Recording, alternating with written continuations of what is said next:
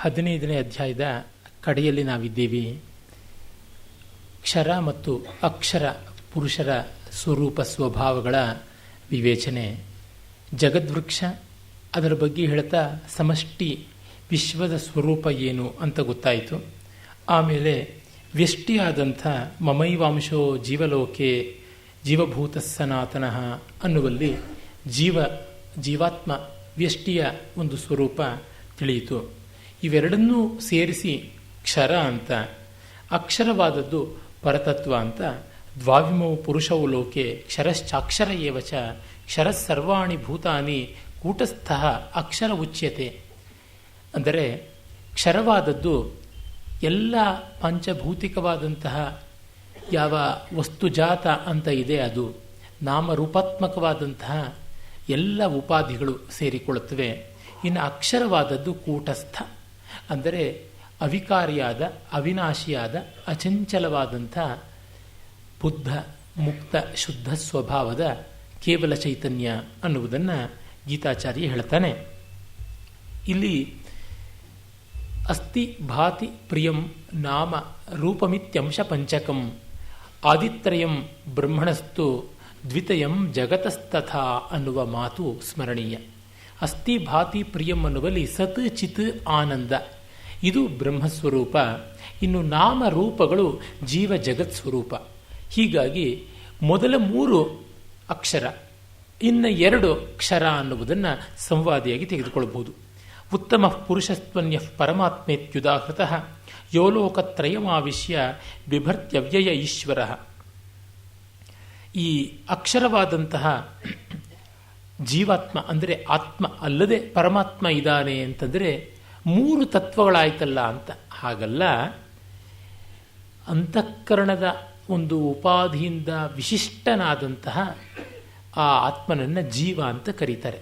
ಆ ಅರ್ಥದಲ್ಲಿ ಇಲ್ಲಿ ನಾವು ಅಕ್ಷರ ಅಂತ ತೆಗೆದುಕೊಳ್ಳಬೇಕು.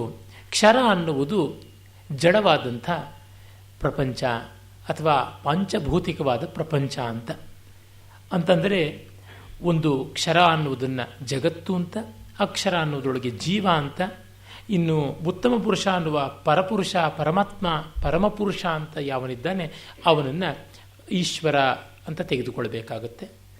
ಹೀಗೆ ಮಾಡಿಕೊಳ್ಳಬಹುದು.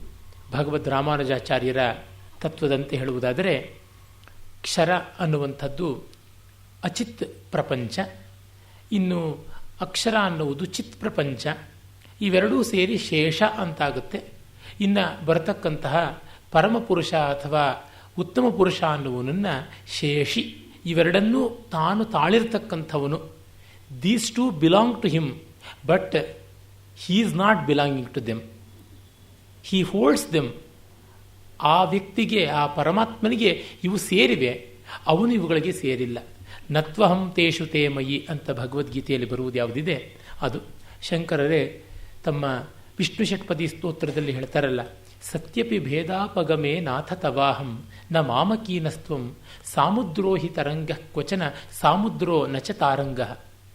ಅಂದರೆ ಅಲೆಗಳು ಸಮುದ್ರಕ್ಕೆ ಸೇರಿವೆ, ಅರೆ ಸಮುದ್ರವು ಅಲೆಗೆ ಸೇರಿಲ್ಲ. ಹೀಗೆ ನಾವು ಶೇಷಭೂತರಾಗಿ ಪರಮಾತ್ಮ ಶೇಷಿಯಾಗಿ ಸರ್ವಶೇಷಿ ಅಂತ ಅನಿಸ್ಕೊಂಡಿದ್ದಾನೆ ಅಂತ. ಶೇಷ ಅಂದರೆ ರಿಮೈನಿಂಗ್, ಶೇಷಿ ಅಂದರೆ he who holds the remaining or the remainder ಅನ್ನುವಂಥ ಅರ್ಥದಲ್ಲಿ ಇಲ್ಲಿ ತೆಗೆದುಕೊಳ್ಳಬಹುದು. ಯಾವುದರಿಂದಲೂ ನಮಗೆ ತತ್ವಕ್ಕೆ ತೊಡಕಿಲ್ಲ. ಯಸ್ಮಾತ್ ಕ್ಷರಮತೀತೋಹಂ ಅಕ್ಷರಾದಪಿ ಚೋತ್ತಮ ಅಥೋಸ್ಮಿ ಲೋಕೆ ವೇದೇ ಚ ಪ್ರತಿತಃ ಪುರುಷೋತ್ತಮ. ಹೀಗಾಗಿ ಕ್ಷರ ಮತ್ತು ಅಕ್ಷರ ಅನ್ನುವ ಅಂದರೆ ಜಡ ಮತ್ತು ಜೀವ ಪ್ರಪಂಚಗಳನ್ನು ಮೀರಿರ್ತಕ್ಕಂಥ ದೇವಸ್ವರೂಪ ತನ್ನದು ಅಂತ ಹೇಳ್ತಿದ್ದಾನೆ.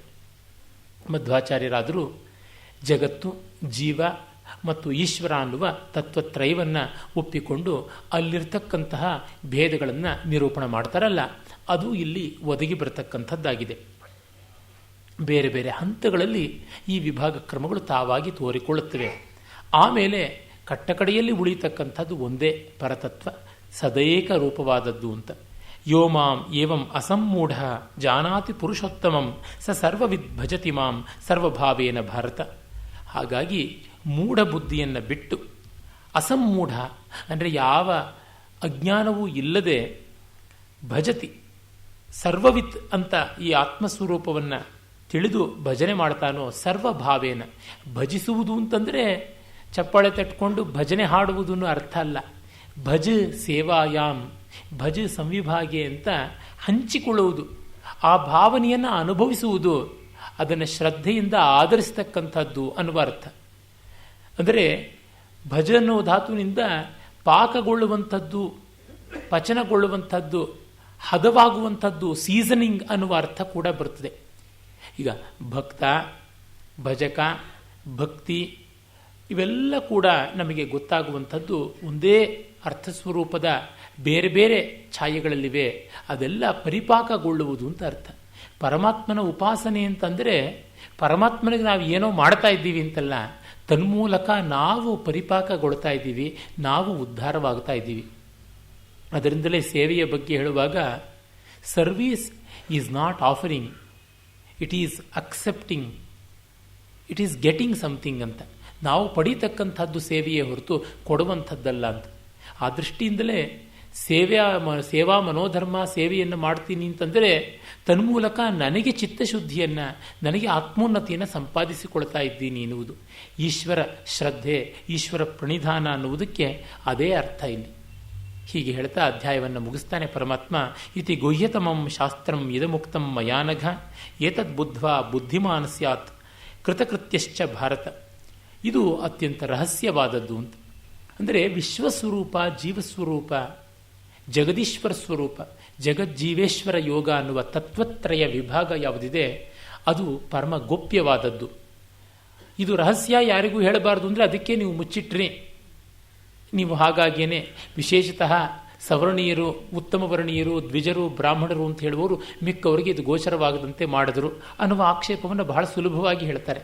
ಇದು ರಹಸ್ಯ ಅನ್ನುವುದು ಯಾವ ಅರ್ಥದಲ್ಲಿ ಅಂದರೆ ಗಹನ ಅನ್ನುವ ಅರ್ಥದಲ್ಲಿ, ಗಭೀರ ಅನ್ನುವ ಅರ್ಥದಲ್ಲಿ. ನಿಗೂಢ ಅಂತಂದರೆ ತುಂಬ ಹುಡುಕಿ ತಿಳ್ಕೊಳ್ಬೇಕಾದದ್ದು. ಮತ್ತು ಇದನ್ನು ಅನಧಿಕಾರಿಯಾದವನು ತಿಳ್ಕೊಂಡ್ರೆ ಮತಿಭ್ರಷ್ಟನಾಗುವ ಸಾಧ್ಯತೆ ಇದೆ. ಅಂದರೆ ಇದಿಷ್ಟೇನೇ ಬದುಕು, ಇದಿಷ್ಟೇನೇ ಜಗತ್ತು, ನಮಗಿನ್ನ ಏನೂ ಇಲ್ಲವ. ವೇದಾಂತದ ನಿರ್ದಯ ಕಠೋರತೆಯನ್ನು ನಾನು ಅನೇಕ ಬಾರಿ ಇದೇ ವೇದಿಕೆಯಲ್ಲಿ ಪ್ರಸ್ತಾವಿಸಿದ್ದೇನೆ. ವೇದಾಂತದಷ್ಟು ನಿರ್ದಯ ಬ್ರೂಟಲ್ ಆದದ್ದು ಇನ್ಯಾವುದೂ ಇಲ್ಲ. ಅಷ್ಟು ಕಠೋರವಾದದ್ದು, ಒಂಥರ ಮರ್ಸಿಲೆಸ್ ಅಂತೀವಲ್ಲ, ರೂತ್ಲೆಸ್ ಆದದ್ದು. ಯಾಕೆ ಅಂದರೆ ಅದು ಎಲ್ಲ ಮೋಹಗಳನ್ನು ಕತ್ತರಿಸಿ ಹಾಕುತ್ತದೆ, ನಿನಗೆ ನೀನೇ ಗತಿ ಅಂತ ಮಾಡುತ್ತೆ. ಉದ್ಧರೇದಾತ್ಮನಾತ್ಮಾನಂ ಅಂತ. ಆ ತತ್ಕ್ಷಣ ನಮಗೆ ಇನ್ಯಾವುದೋ ಒಂದು ಶೌಲ್ಡರ್ ಟು ಕ್ರಯಪಾನ್ ಅಂತೀವಲ್ಲ, ಒಂದು ಹ್ಯಾಂಗರ್ ತಗಲಾಕ್ಕೊಳ್ಳೋದಕ್ಕೆ ಇಲ್ಲದಂತೆ ಆಗುತ್ತದೆ. ಇನ್ನು ಯಾರೋ ಬಂದು ನಮ್ಮ ಜುಟ್ಟನ್ನು ಎತ್ತುತ್ತಾರೆ ಅಂತ ಉದ್ಧರಿಸ್ತಾರೆ ಅನ್ನುವಂಥ ಒಬ್ಬ ಮೆಷಯ್ಯ ಬರ್ತಾನೆ, ಒಬ್ಬ ಪ್ರವಾದಿ ಬರ್ತಾನೆ, ಯಾರೂ ಬರೋಲ್ಲ, ಎಲ್ಲಿಗೂ ಹೋಗೋದಿಲ್ಲ, ಇಲ್ಲೇ ಎಲ್ಲ ಆಗುವಂಥದ್ದು ಅಂತ ನಮ್ಮ ಜವಾಬ್ದಾರಿಯನ್ನು, ನಮ್ಮ ಬಾಧ್ಯತೆಯನ್ನು ಉಲ್ಬಣಗೊಳಿಸುತ್ತದಲ್ಲ. ಆಗ ಹೆದರಿಕೆ ಆಗುತ್ತೆ, ದಿಗ್ಭ್ರಮೆ ಆಗುತ್ತೆ, ಹತಾಶೆಯೂ ಆಗುತ್ತೆ. ಹಾಗಲ್ಲದೆ ಕ್ರಮವಾಗಿ ಪರಿಪಾಕಗೊಂಡು ಇದನ್ನು ಸುಬೋಧವಾಗಿ ಎಳ್ಕೊಂಡಾಗ ಅವನಿಗೆ ಯಾವ ಗೊಂದಲವೂ ಆಗೋಲ್ಲ, ಯಾವ ಹತಾಶೆ, ಭ್ರಮನಿರಸನ, ಬುದ್ಧಿಭ್ರಮೆ ಅಥವಾ ಚಿತ್ತಚಾಂಚಲ್ಯ ಇಲ್ಲ ಮೋಹಮಾಂದ್ಯ ಇವ್ಯಾವುದೂ ಉಂಟಾಗುವುದಿಲ್ಲ. ಆ ಕಾರಣದಿಂದ ಇದನ್ನು ರಹಸ್ಯ ಅಂದರು. ಅದರಿಂದ ಇದು ನಿಗೂಢ ಅಂತ ಕರೆದರೆ ಹೊರತು ಯಾರೂ ತಿಳ್ಕೊಳ್ಳಬಾರದು ಅಂತಲ್ಲ. ಯಾರೂ ತಿಳ್ಕೊಳ್ಳಬಾರದು ಅಂತಾಗಿದ್ದರೆ ಇದನ್ನು ಅಷ್ಟು ಶತಸಹಸ್ರ ವಿಧವಾಗಿ ವ್ಯಾಖ್ಯಾನಿಸುವುದು, ದೇಶ ಭಾಷೆಗಳಲ್ಲಿ ಅನೇಕ ಪ್ರವಚನಗಳನ್ನು ಮಾಡುವುದು, ತತ್ವಪದ ಇತ್ಯಾದಿ ರೂಪದಿಂದ ಸಹಸ್ರಮಾನಗಳಿಂದ ಜನಮಾನಸದಲ್ಲಿ ಬಿತ್ತರಿಸುವುದು ಈ ಕೆಲಸ ಯಾವತ್ತೂ ಮಾಡ್ತಾ ಇರಲಿಲ್ಲ. ಅದರಿಂದಲೇ ಗೊತ್ತಾಗುತ್ತದೆ ಭಾರತ ದೇಶದಲ್ಲಿ ನಡೆದಷ್ಟು ತತ್ವಪ್ರಚಾರ ಆಫ್ ದಿ ಹೈಯೆಸ್ಟ್ ಆರ್ಡರ್. ಏನೋ ಅಲ್ಪ ಸ್ವಲ್ಪ ಕ್ಷುದ್ರವಾದಂಥ ತತ್ವ ಅಲ್ಲ, ಲೋಕೋತ್ತರವಾದ ತತ್ವಾನಾಂ ತತ್ವಂ ರಾಜವಿದ್ಯಾ ರಾಜಗುಹ್ಯಂ ಅಂತ ಕೃಷ್ಣನೇ ಹೇಳ್ತಾನಲ್ಲ, ಅದು ಅಧ್ಯಾತ್ಮ ವಿದ್ಯಾ ವಿದ್ಯಾನಾಂ ಅಂತ ವಿಭೂತಿ ಸ್ವರೂಪವಾಗಿ ಯಾವುದನ್ನು ಹೇಳಿಕೊಳ್ತಾನೆ ಆ ತತ್ವವನ್ನು, ಅದನ್ನು ಎಲ್ಲರಿಗೂ ಹೇಳಿರ್ತಕ್ಕಂಥದ್ದು. ಒಬ್ಬ ಬುದ್ಧ ಇರಲಿ, ಮಹಾವೀರ ಇರಲಿ, ಅಲ್ಲಮ ಪ್ರಭುಗಳಿರಲಿ, ಯಾರಿರಲಿ ಎಲ್ಲರೂ ಹೇಳ್ತಾ ಬಂದಿದ್ದಾರೆ. ದೇಶ ಭಾಷೆಗಳಲ್ಲಿ ಆಯಾ ಕಾಲಗಳಲ್ಲಿ ಬೇರೆ ಬೇರೆ ರೀತಿಯಲ್ಲಿ, ಆದರೆ ಒಂದೇ ತತ್ವವನ್ನು ಹೇಳಿದ್ದಾರೆ. ಇದು ಸುಮ್ಮನೆ ಜನರನ್ನು ಅಡ್ಡದಾರಿಗೆ ಹಿಡಿಸೋದಿಕ್ಕೆ ಅಥವಾ ಹೇಳದೆ ಮರೆ ಮಾಡಿ ವಂಚಿಸೋದಿಕ್ಕೆ ಆದದ್ದು ಅಲ್ಲವೇ ಅಲ್ಲ. ಆದರೆ ಇದನ್ನು ಕೇಳುವ ಚಿತ್ತ ಸ್ಥಿಮಿತತೆ ಇಲ್ಲದೇ ಇದ್ದರೆ, ಅದಕ್ಕೆ ಬೇಕಾದ ಹದ ಇಲ್ಲದೇ ಇದ್ದರೆ ಅನಾಹುತವಾದೀತು ಅನ್ನುವುದೇ ಭಗವಂತನ ತಾತ್ಪರ್ಯ. ಈ ಮಾತು ಮತ್ತೆ ಮತ್ತೆ ಭಗವದ್ಗೀತೆಯಲ್ಲಿ ಬರುತ್ತದೆ. ನೀನು ನನಗೆ ಬಹಳ ಪ್ರಿಯವಾಗಿದ್ದೀಯಾ, ಇಷ್ಟೋಸಿ ಪ್ರಿಯೋಸಿ ಅನ್ನುವ ದೃಷ್ಟಿಯಿಂದ ಹೇಳ್ತಾ ಇದ್ದೀನಿ ಅಂತಂದರೆ, ಪ್ರೀತಿ ಇಲ್ಲದೆ ಇದ್ದವರಿಗೆ ಯಾವುದೂ ಒಲಿದು ಬರೋದಿಲ್ಲ. ಅದು ತಾನಾಗಿ ಸೇರುತ್ತದೆ ಅಂದರೆ ಅದಕ್ಕೆ ಆ ಹದ ಇರಬೇಕು. ಭೂಮಿಯಲ್ಲಿ ಮಳೆ ಬಿದ್ದು ನೆಲ ಉತ್ತಿ ಗೊಬ್ಬರ ಬಿದ್ದು ಹದವಾಗಿದ್ದಾಗ ಬಿತ್ತಿದ ಬೀಜ ಮೊಳೆಯುತ್ತದೆ, ಇಲ್ಲದೇ ಇದ್ದರೆ ಇಲ್ಲ. ಬೈಬಲ್ನಲ್ಲಿ ಒಂದು ಕಡೆ ಕ್ರಿಸ್ತ ಬಹಳ ಚೆನ್ನಾಗಿ ಹೇಳ್ತಾನೆ, ಕಾಳುಗಳನ್ನು ಎರಚಿದಾಗ ಕೆಲವು ಕಲ್ಲಿನ ಮೇಲೆ ಬಿದ್ದುವು, ಕೆಲವು ಹಾದಿಯ ಮೇಲೆ ಬಿದ್ದುವು, ಕೆಲವು ಮುಳ್ಳಿನ ಗಿಡಗಳ ಮಧ್ಯೆ ಬಿದ್ದುವು, ಕೆಲವು ಫಲವತ್ತಾದ ಹದಗೊಂಡಂಥ ನೆಲದಲ್ಲಿ ಬಿದ್ದುವು, ಕೊನೆಯದು ಮಾತ್ರ ಬೆಳೆಯಿತು. ಕಲ್ಲಿನ ಮೇಲೆ ಬಿದ್ದದ್ದು ಹಾಗೆಯೇ ಹಾಳಾಯಿತು, ಹಾದಿಯ ಮೇಲೆ ಬಿದ್ದದ್ದು ಹಕ್ಕಿಗಳು ತಿಂದರು, ಮನುಷ್ಯರು ತುಳಿದರು, ಮುಳ್ಳಿನ ನಡುವೆ ಬಿದ್ದದ್ದು ಬೆಳೆಯುವ ಶಕ್ತಿ ಪಡ್ಕೊಂಡ್ರೂ ಅದು ಉಳಿಯಲಾಗದೆ ಆ ಮುಳ್ಳು ಕಳೆಗಳ ಮಧ್ಯದಲ್ಲಿ ಕರಟಿ ಹೋಯಿತು.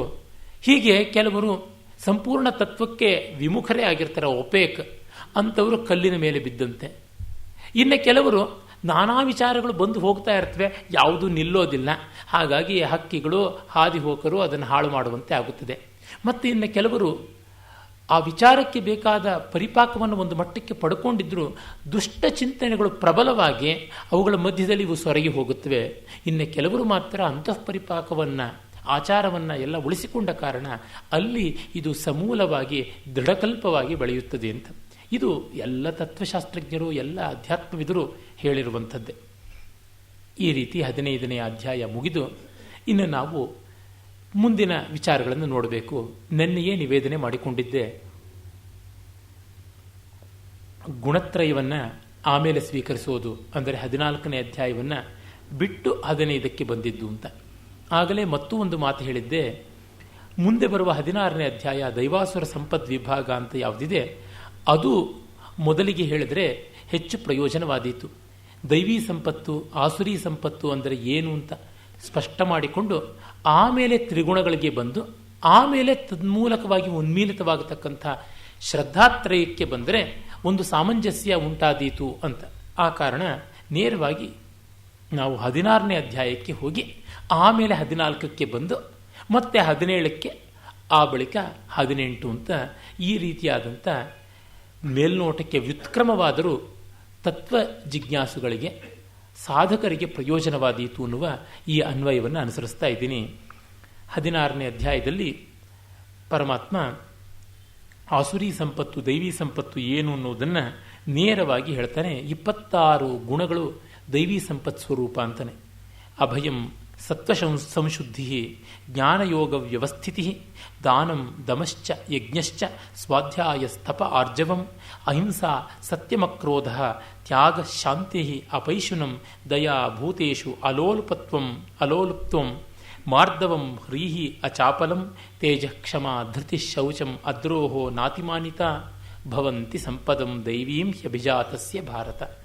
ಅಭಿಜಾತನಾದವನಿಗೆ ಎ ಕ್ಲಾಸಿಕ್ ಪರ್ಸನಾಲಿಟಿ ಅನ್ನುವಂಥವನಿಗೆ ಈ ಲಕ್ಷಣಗಳು ಬರುತ್ತವೆ, ದೈವೀ ಲಕ್ಷಣಗಳು ಅಂತ. ಅದು ಏನು ಅಂತಂದರೆ ಅಭಯಂ, ಮೊತ್ತ ಮೊದಲು ಬೇಕಾದದ್ದು ಅಭಯ. ಅಭಯಂ ವೈ ಪ್ರಾಪ್ತೋಸಿ ಜನಕ ಅಂತ ಬೃಹದಾರಣ್ಯಕದಲ್ಲಿ ಜನಕನಿಗೆ ಅಭಯ ಉಂಟಾಗುವ ಮಾತನ್ನು ಯಾಜ್ಞವಲ್ಕ್ಯರು ಹೇಳ್ತಾರೆ. ಅಂದರೆ ನಾನು ಆತ್ಮಸ್ವರೂಪವಲ್ಲದೆ ಇನ್ನೇನೂ ಅಲ್ಲ ಅಂದರೆ ಆಗಲೇ ಉಂಟಾಗುವಂಥದ್ದು ಅಭಯ. ಈ ನಿರ್ಭೀತಿ ಬಹಳ ಮುಖ್ಯವಾದ ಲಕ್ಷಣ. ಅದು ಆ ನಿರ್ಭೀತಿಯನ್ನು ಅನುಸರಿಸಿಕೊಂಡೇ ಅಂತಃಕರಣ ಶುದ್ಧಿ ಉಂಟಾಗುತ್ತದೆ. ಅಭಯಂ ಸತ್ವ ಸಂಶುದ್ಧಿ. ಸತ್ವ ಅಂದರೆ ತನ್ನ ಸತ್ ಅಂದರೆ ಅಸ್ತಿತ್ವ, ಅಸ್ತಿತ್ವದ ಒಂದು ಗುಣವೇ ಸತ್ವ ಅದು. ಮತ್ತು ಜ್ಞಾನದಲ್ಲಿ ನಿಷ್ಠೆ, ಜ್ಞಾನಯೋಗದಲ್ಲಿ ಶ್ರದ್ಧೆ ಇರಬೇಕು. ಜ್ಞಾನಯೋಗ ವ್ಯವಸ್ಥಿತಿ, ವಿಶೇಷತೆಯ ಅವಸ್ಥಿತಿ ವ್ಯವಸ್ಥಿತಿರುಚ್ಯತೆ ಅಂದರೆ ಅಲ್ಲಿ ಮತ್ತೆ ಮತ್ತೆ ತೊಡಗುವಂಥದ್ದಾಗಿರಬೇಕು. ಅಲ್ಪ ಸ್ವಲ್ಪಕ್ಕೆ ತೃಪ್ತರಾಗಬಾರದು. ಘನಕ್ಕೆ ಮಹತ್ತಿಗೆ ನಾವು ಶ್ರುತಿಯಾಗಬೇಕು. ನಾಲ್ಪೇ ಸುಖಮಸ್ತಿ ಭೂಮೈವ ಸುಖಂ ಅನ್ನುವಂತೆ ಆಗಬೇಕು. ಅಗ್ಗದ ರಂಜನೆಗಳಿಗೆ, ಚಿಲ್ಲರೆ ಚಮತ್ಕಾರಗಳಿಗೆ ಬೆರಗಾದರೆ, ಮಾರು ಹೋದರೆ ಘನವಾದದ್ದು, ಮಹೋನ್ನತವಾದದ್ದು, ಭೂಮವಾದದ್ದನ್ನು ಆಸ್ವಾದಿಸುವಂತಹ ಮನೋಧರ್ಮವನ್ನೇ ಕಳ್ಕೊಂಡು ಬಿಡ್ತೀವಿ. ಅದರಿಂದ ಘನಕ್ಕೆ ನಾವು ಎಂದೂ ಮೋಸ ಮಾಡಿಕೊಳ್ಳಬಾರದು, ಚ್ಯುತಿಯಾಗಬಾರದು. ಅದು ಜ್ಞಾನಯೋಗ ನಿಷ್ಠೆಯಲ್ಲಿ ಕಂಡುಬರುವಂಥದ್ದು. ಮತ್ತು ದಾನ ತುಂಬ ಮುಖ್ಯ. ದಾನೇನ ತುಷ್ಯಂತಿ ಸರ್ವೇ ಅನ್ನುವ ಮಾತು ಉಂಟು. ಕಲೌ ದಾನಂ ಮಹೀಯತೆ ಅಂತ ಕೂಡ ಹೇಳ್ತಾರೆ. ದಾನ ಅತಿಶಯವಾದದ್ದು. ಯಾಕೆ ದಾನಿಯನ್ನ ಪ್ರಶಂಸೆ ಮಾಡುವಂತೆ ಇನ್ಯಾರನ್ನೂ ಮಾಡೋಲ್ಲ. ಮೋಡ ಕಪ್ಪಾಗಿದ್ದರೂ ಅದು ನೀರನ್ನು ಕೊಡುತ್ತೆ ಅನ್ನೋದಕ್ಕಾಗಿ ಮಹಾವಿಷ್ಣುವಿನ ವರ್ಣದಿಂದ ಕೂಡಿದೆ ಅಂತ ಕೊಂಡಾಡ್ತೀವಿ. ಶರತ್ಕಾಲದ ಮೋಡ ಬೆಳ್ಳಗೆ ಕೊಕ್ಕರೆಯ ಗರಿಯ ಹಾಗೆ ಎಷ್ಟು ಚೆನ್ನಾಗಿದ್ದರೂ ಕೂಡ ಅದನ್ನು ಯಾರೂ ಪ್ರಶಂಸೆ ಮಾಡುವುದಿಲ್ಲ. ದಾತೃತ್ವ ತುಂಬ ಮುಖ್ಯ. ದಾನಂ ಪ್ರಿಯವಾಕ್ಸಹಿತಂ ಜ್ಞಾನಂ ಅಗರ್ವಂ ಕ್ಷಮಾನ್ವಿತಂ ಶೌರ್ಯಂ, ಇದೆಲ್ಲ ಬಹಳ ಮುಖ್ಯವಾದ ಗುಣಗಳು ಅಂತ ಸುಂದರ ಪಾಂಡ್ಯ ಹೇಳ್ತಾನೆ. ದಮಶ್ಚ ಬಹಿರಿಂದ್ರಿಯ ನಿಗ್ರಹ ದಮಃ, ಅದು ಯಜ್ಞಶ್ಚ ಹಂಚಿಕೊಂಡು ಬಾಳುವಂಥದ್ದು. ಸಸಂಕಲ್ಪವಾಗಿ ಲೋಕಹಿತಕಾಂಕ್ಷೆಯಿಂದ ಸ್ವಾರ್ಥರಹಿತವಾಗಿ ಫಲೇಚ್ಛವಾಗದೆ ತನ್ನ ದ್ರವ್ಯವನ್ನು ವಿಧಿವತ್ತಾಗಿ ಸಮಂತ್ರಕವಾಗಿ ತ್ಯಾಗ ಮಾಡುವಂಥದ್ದು ಯಜ್ಞ ಅದು. ಮತ್ತು ಸ್ವಾಧ್ಯಾಯ, ನಿರಂತರ ಅಭ್ಯಾಸಶೀಲನಾಗಿರಬೇಕು. ಸ್ವಾಧ್ಯಾಯಾನ್ ಮಾ ಪ್ರಮದಃ ಅಂತ ಉಪನಿಷತ್ತು ಹೇಳುತ್ತೆ. ತನ್ನ ವ್ಯಾಸಂಗದಿಂದ ಎಂದೂ ಕೂಡ ವಿಚ್ಛಿನ್ನಗೊಳ್ಳಬಾರದು. One should not deviate from self study. ನಿತ್ಯ ಅದು ಬೇಕು. ನಾನು ಸಾಮಾನ್ಯವಾಗಿ ಯಾವುದೇ ಸ್ನೇಹಿತರನ್ನು ಕಂಡಾಗ ಈಚೆಗೆ ಏನು ಓದಿದ್ರಿ ಅಂತ ಕೇಳ್ತೀನಿ. ಒಂದು ಕುಶಲ ಪ್ರಶ್ನೆಯಲ್ಲಿ ಅನಿವಾರ್ಯವಾಗಿ ಬಂದದ್ದಾಗಿದೆ. ಈಚೆಗೆ ಏನಾದರೂ ಹೊಸ್ತು ನೋಡಿದ್ರ, ಏನಾದರೂ ವಿಶೇಷ ಕಂಡ್ರ, ಕೇಳಿದ್ರ ಅಂತನ್ನುವಂಥದ್ದು. ಅದು ಒಂದು ನೈಜ ಸ್ವಭಾವವಾದಲ್ಲಿ ಬಹಳ ಒಳ್ಳೆಯದು. ಅಂದರೆ ಸದಾ ನನಗೆ ನೆನಪಾಗುತ್ತದೆ, ಯಾರೋ ಒಬ್ಬರು ಬಲ್ಲವರು ಹೇಳಿದ್ದು, ಬ್ರಹ್ಮೀಭೂತರಾದ ಚಂದ್ರಶೇಖರ ಭಾರತೀ ಸ್ವಾಮಿಗಳವರು ವಿದ್ಯಾತೀರ್ಥರನ್ನು ಶಿಷ್ಯರನ್ನಾಗಿ ಸ್ವೀಕರಿಸಿಕೊಂಡ ಮೇಲೆ ಕೇಳೋವರಂತೆ, ಸ್ವಾಮಿಗಳು ಓದೋಣವಾಗ್ತಾ ಇದೆಯೇ ಅಂತ. ಕೈನಲ್ಲಿ ಸದಾ ಪುಸ್ತಕ ಇರಬೇಕು, ಎಂದೂ ಅಧ್ಯಯನ ಮುಗಿಯುವಂಥದ್ದಲ್ಲ ಅಂತ.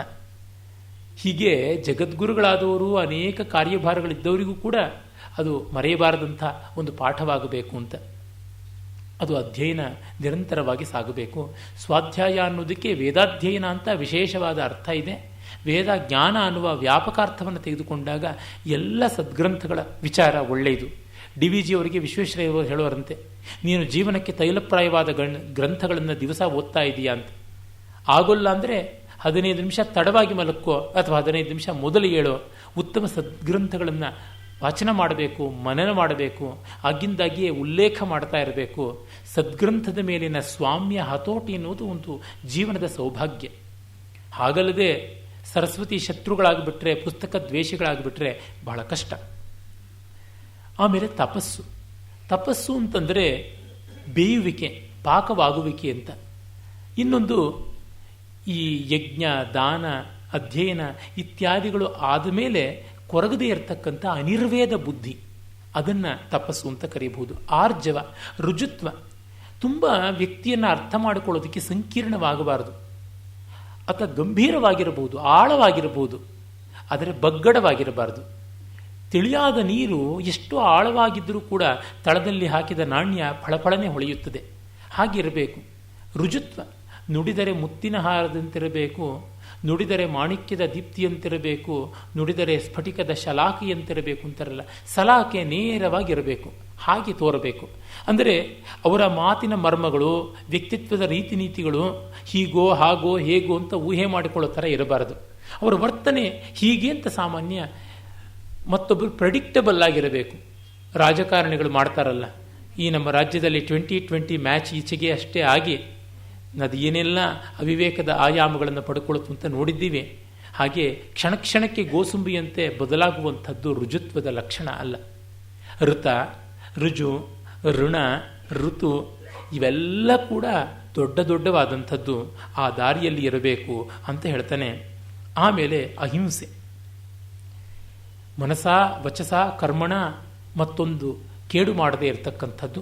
ಆತ್ಮಜ್ಞಾನ ರಾಹಿತ್ಯಕ್ಕಿಂತ ದೊಡ್ಡ ಆತ್ಮಹಿಂಸೆ ಇಲ್ಲ ಅನ್ನುವ ಮಾತನ್ನು ನಿನ್ನೆ ಮೊನ್ನೆ ಉಲ್ಲೇಖ ಮಾಡಿದ್ದೆ. ಸತ್ಯವಾಕ್ಯ, ಅದು ಯಥಾರ್ಥ ಸ್ವೀಕಾರ ಮತ್ತು ಯಥಾರ್ಥ ಪ್ರಕಟನ, ಯಥಾರ್ಥ ಚಿಂತನ, ಯಥಾರ್ಥ ಆಚರಣ ಅಂತೆಲ್ಲ ಆಗಿದೆ.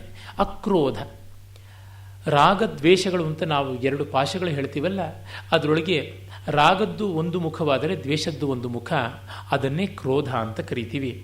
ತ್ಯಾಗ, ತ್ಯಾಗ ಅನ್ನುವಲ್ಲಿ ನಿಸ್ಪೃಹತೆ, ಅಂಟಿಲ್ಲದೆ ಇರುವಿಕೆ, ಬಿಡುವುದರೊಳಗೆ ಕುತೂಹಲ, ಶಾಂತಿ, ಅಂತರಂಗದ ನೆಮ್ಮದಿ, ದಮ ಬಹಿರಿಂದ್ರಿಯ ನಿಗ್ರಹವಾದರೆ ಶಮ ಅಂತರಿಂದ್ರಿಯ ನಿಗ್ರಹ. ಇವೆರಡರ ಫಲವಾದದ್ದು ಶಾಂತಿ. ಅಪೈಶುನಂ ಅಂದರೆ ಉದಾರತೆ.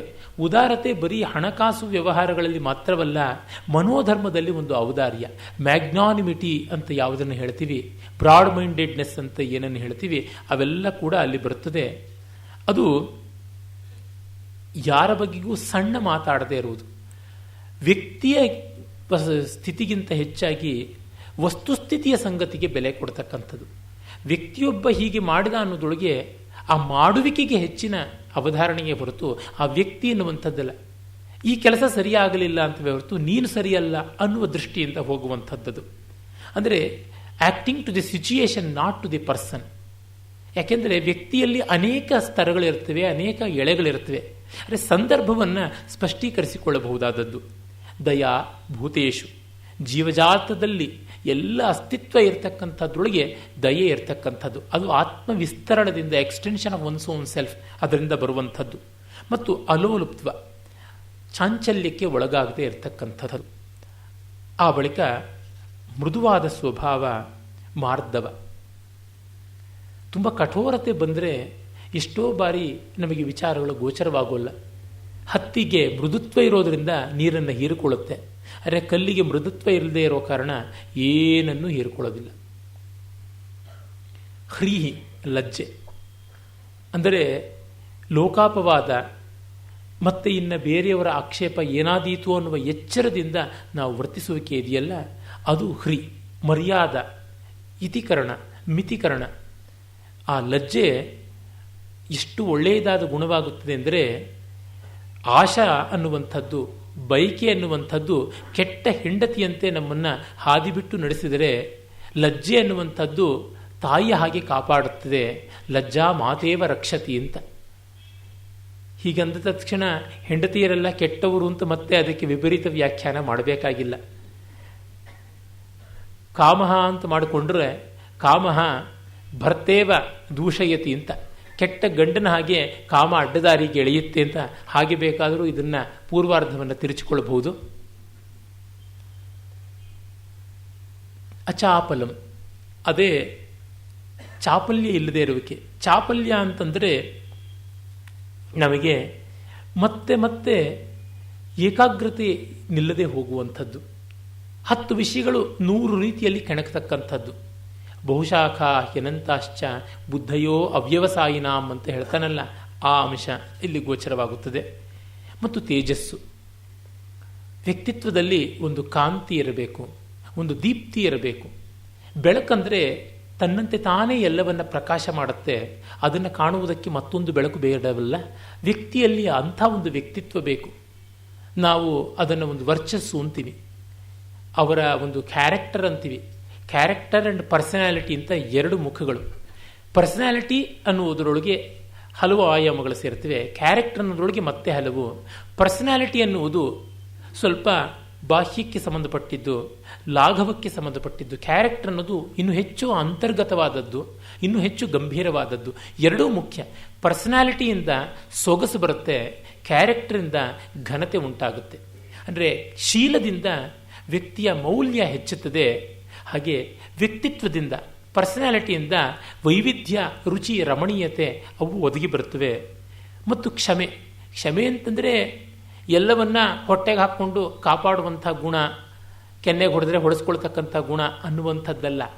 ಕ್ಯಾಪಬಿಲಿಟಿ ಎನ್ನುವ ಅರ್ಥದಲ್ಲಿ, ಸಾಮರ್ಥ್ಯ ಅನ್ನುವ ಅರ್ಥದಲ್ಲಿ. ತಾಳ್ಮೆ ಅಂತಂದರೆ ಸೈರಿಸಿಕೊಳ್ಳುವುದು ಅನ್ನೋದಲ್ಲ, ವಿತ್ ಸ್ಟ್ಯಾಂಡಿಂಗ್ ಪವರ್ ಅಂತ. ವಿತ್ ಸ್ಟ್ಯಾಂಡಿಂಗ್ ಅನ್ನೋದು ಹೇಳಿದ ತಕ್ಷಣ ನಮಗೆ ಒಂದು ಟಫ್ನೆಸ್ ಅಂದರೆ ಒಂದು ದಾರ್ಢ್ಯ ಗೋಚರವಾಗುತ್ತೆ.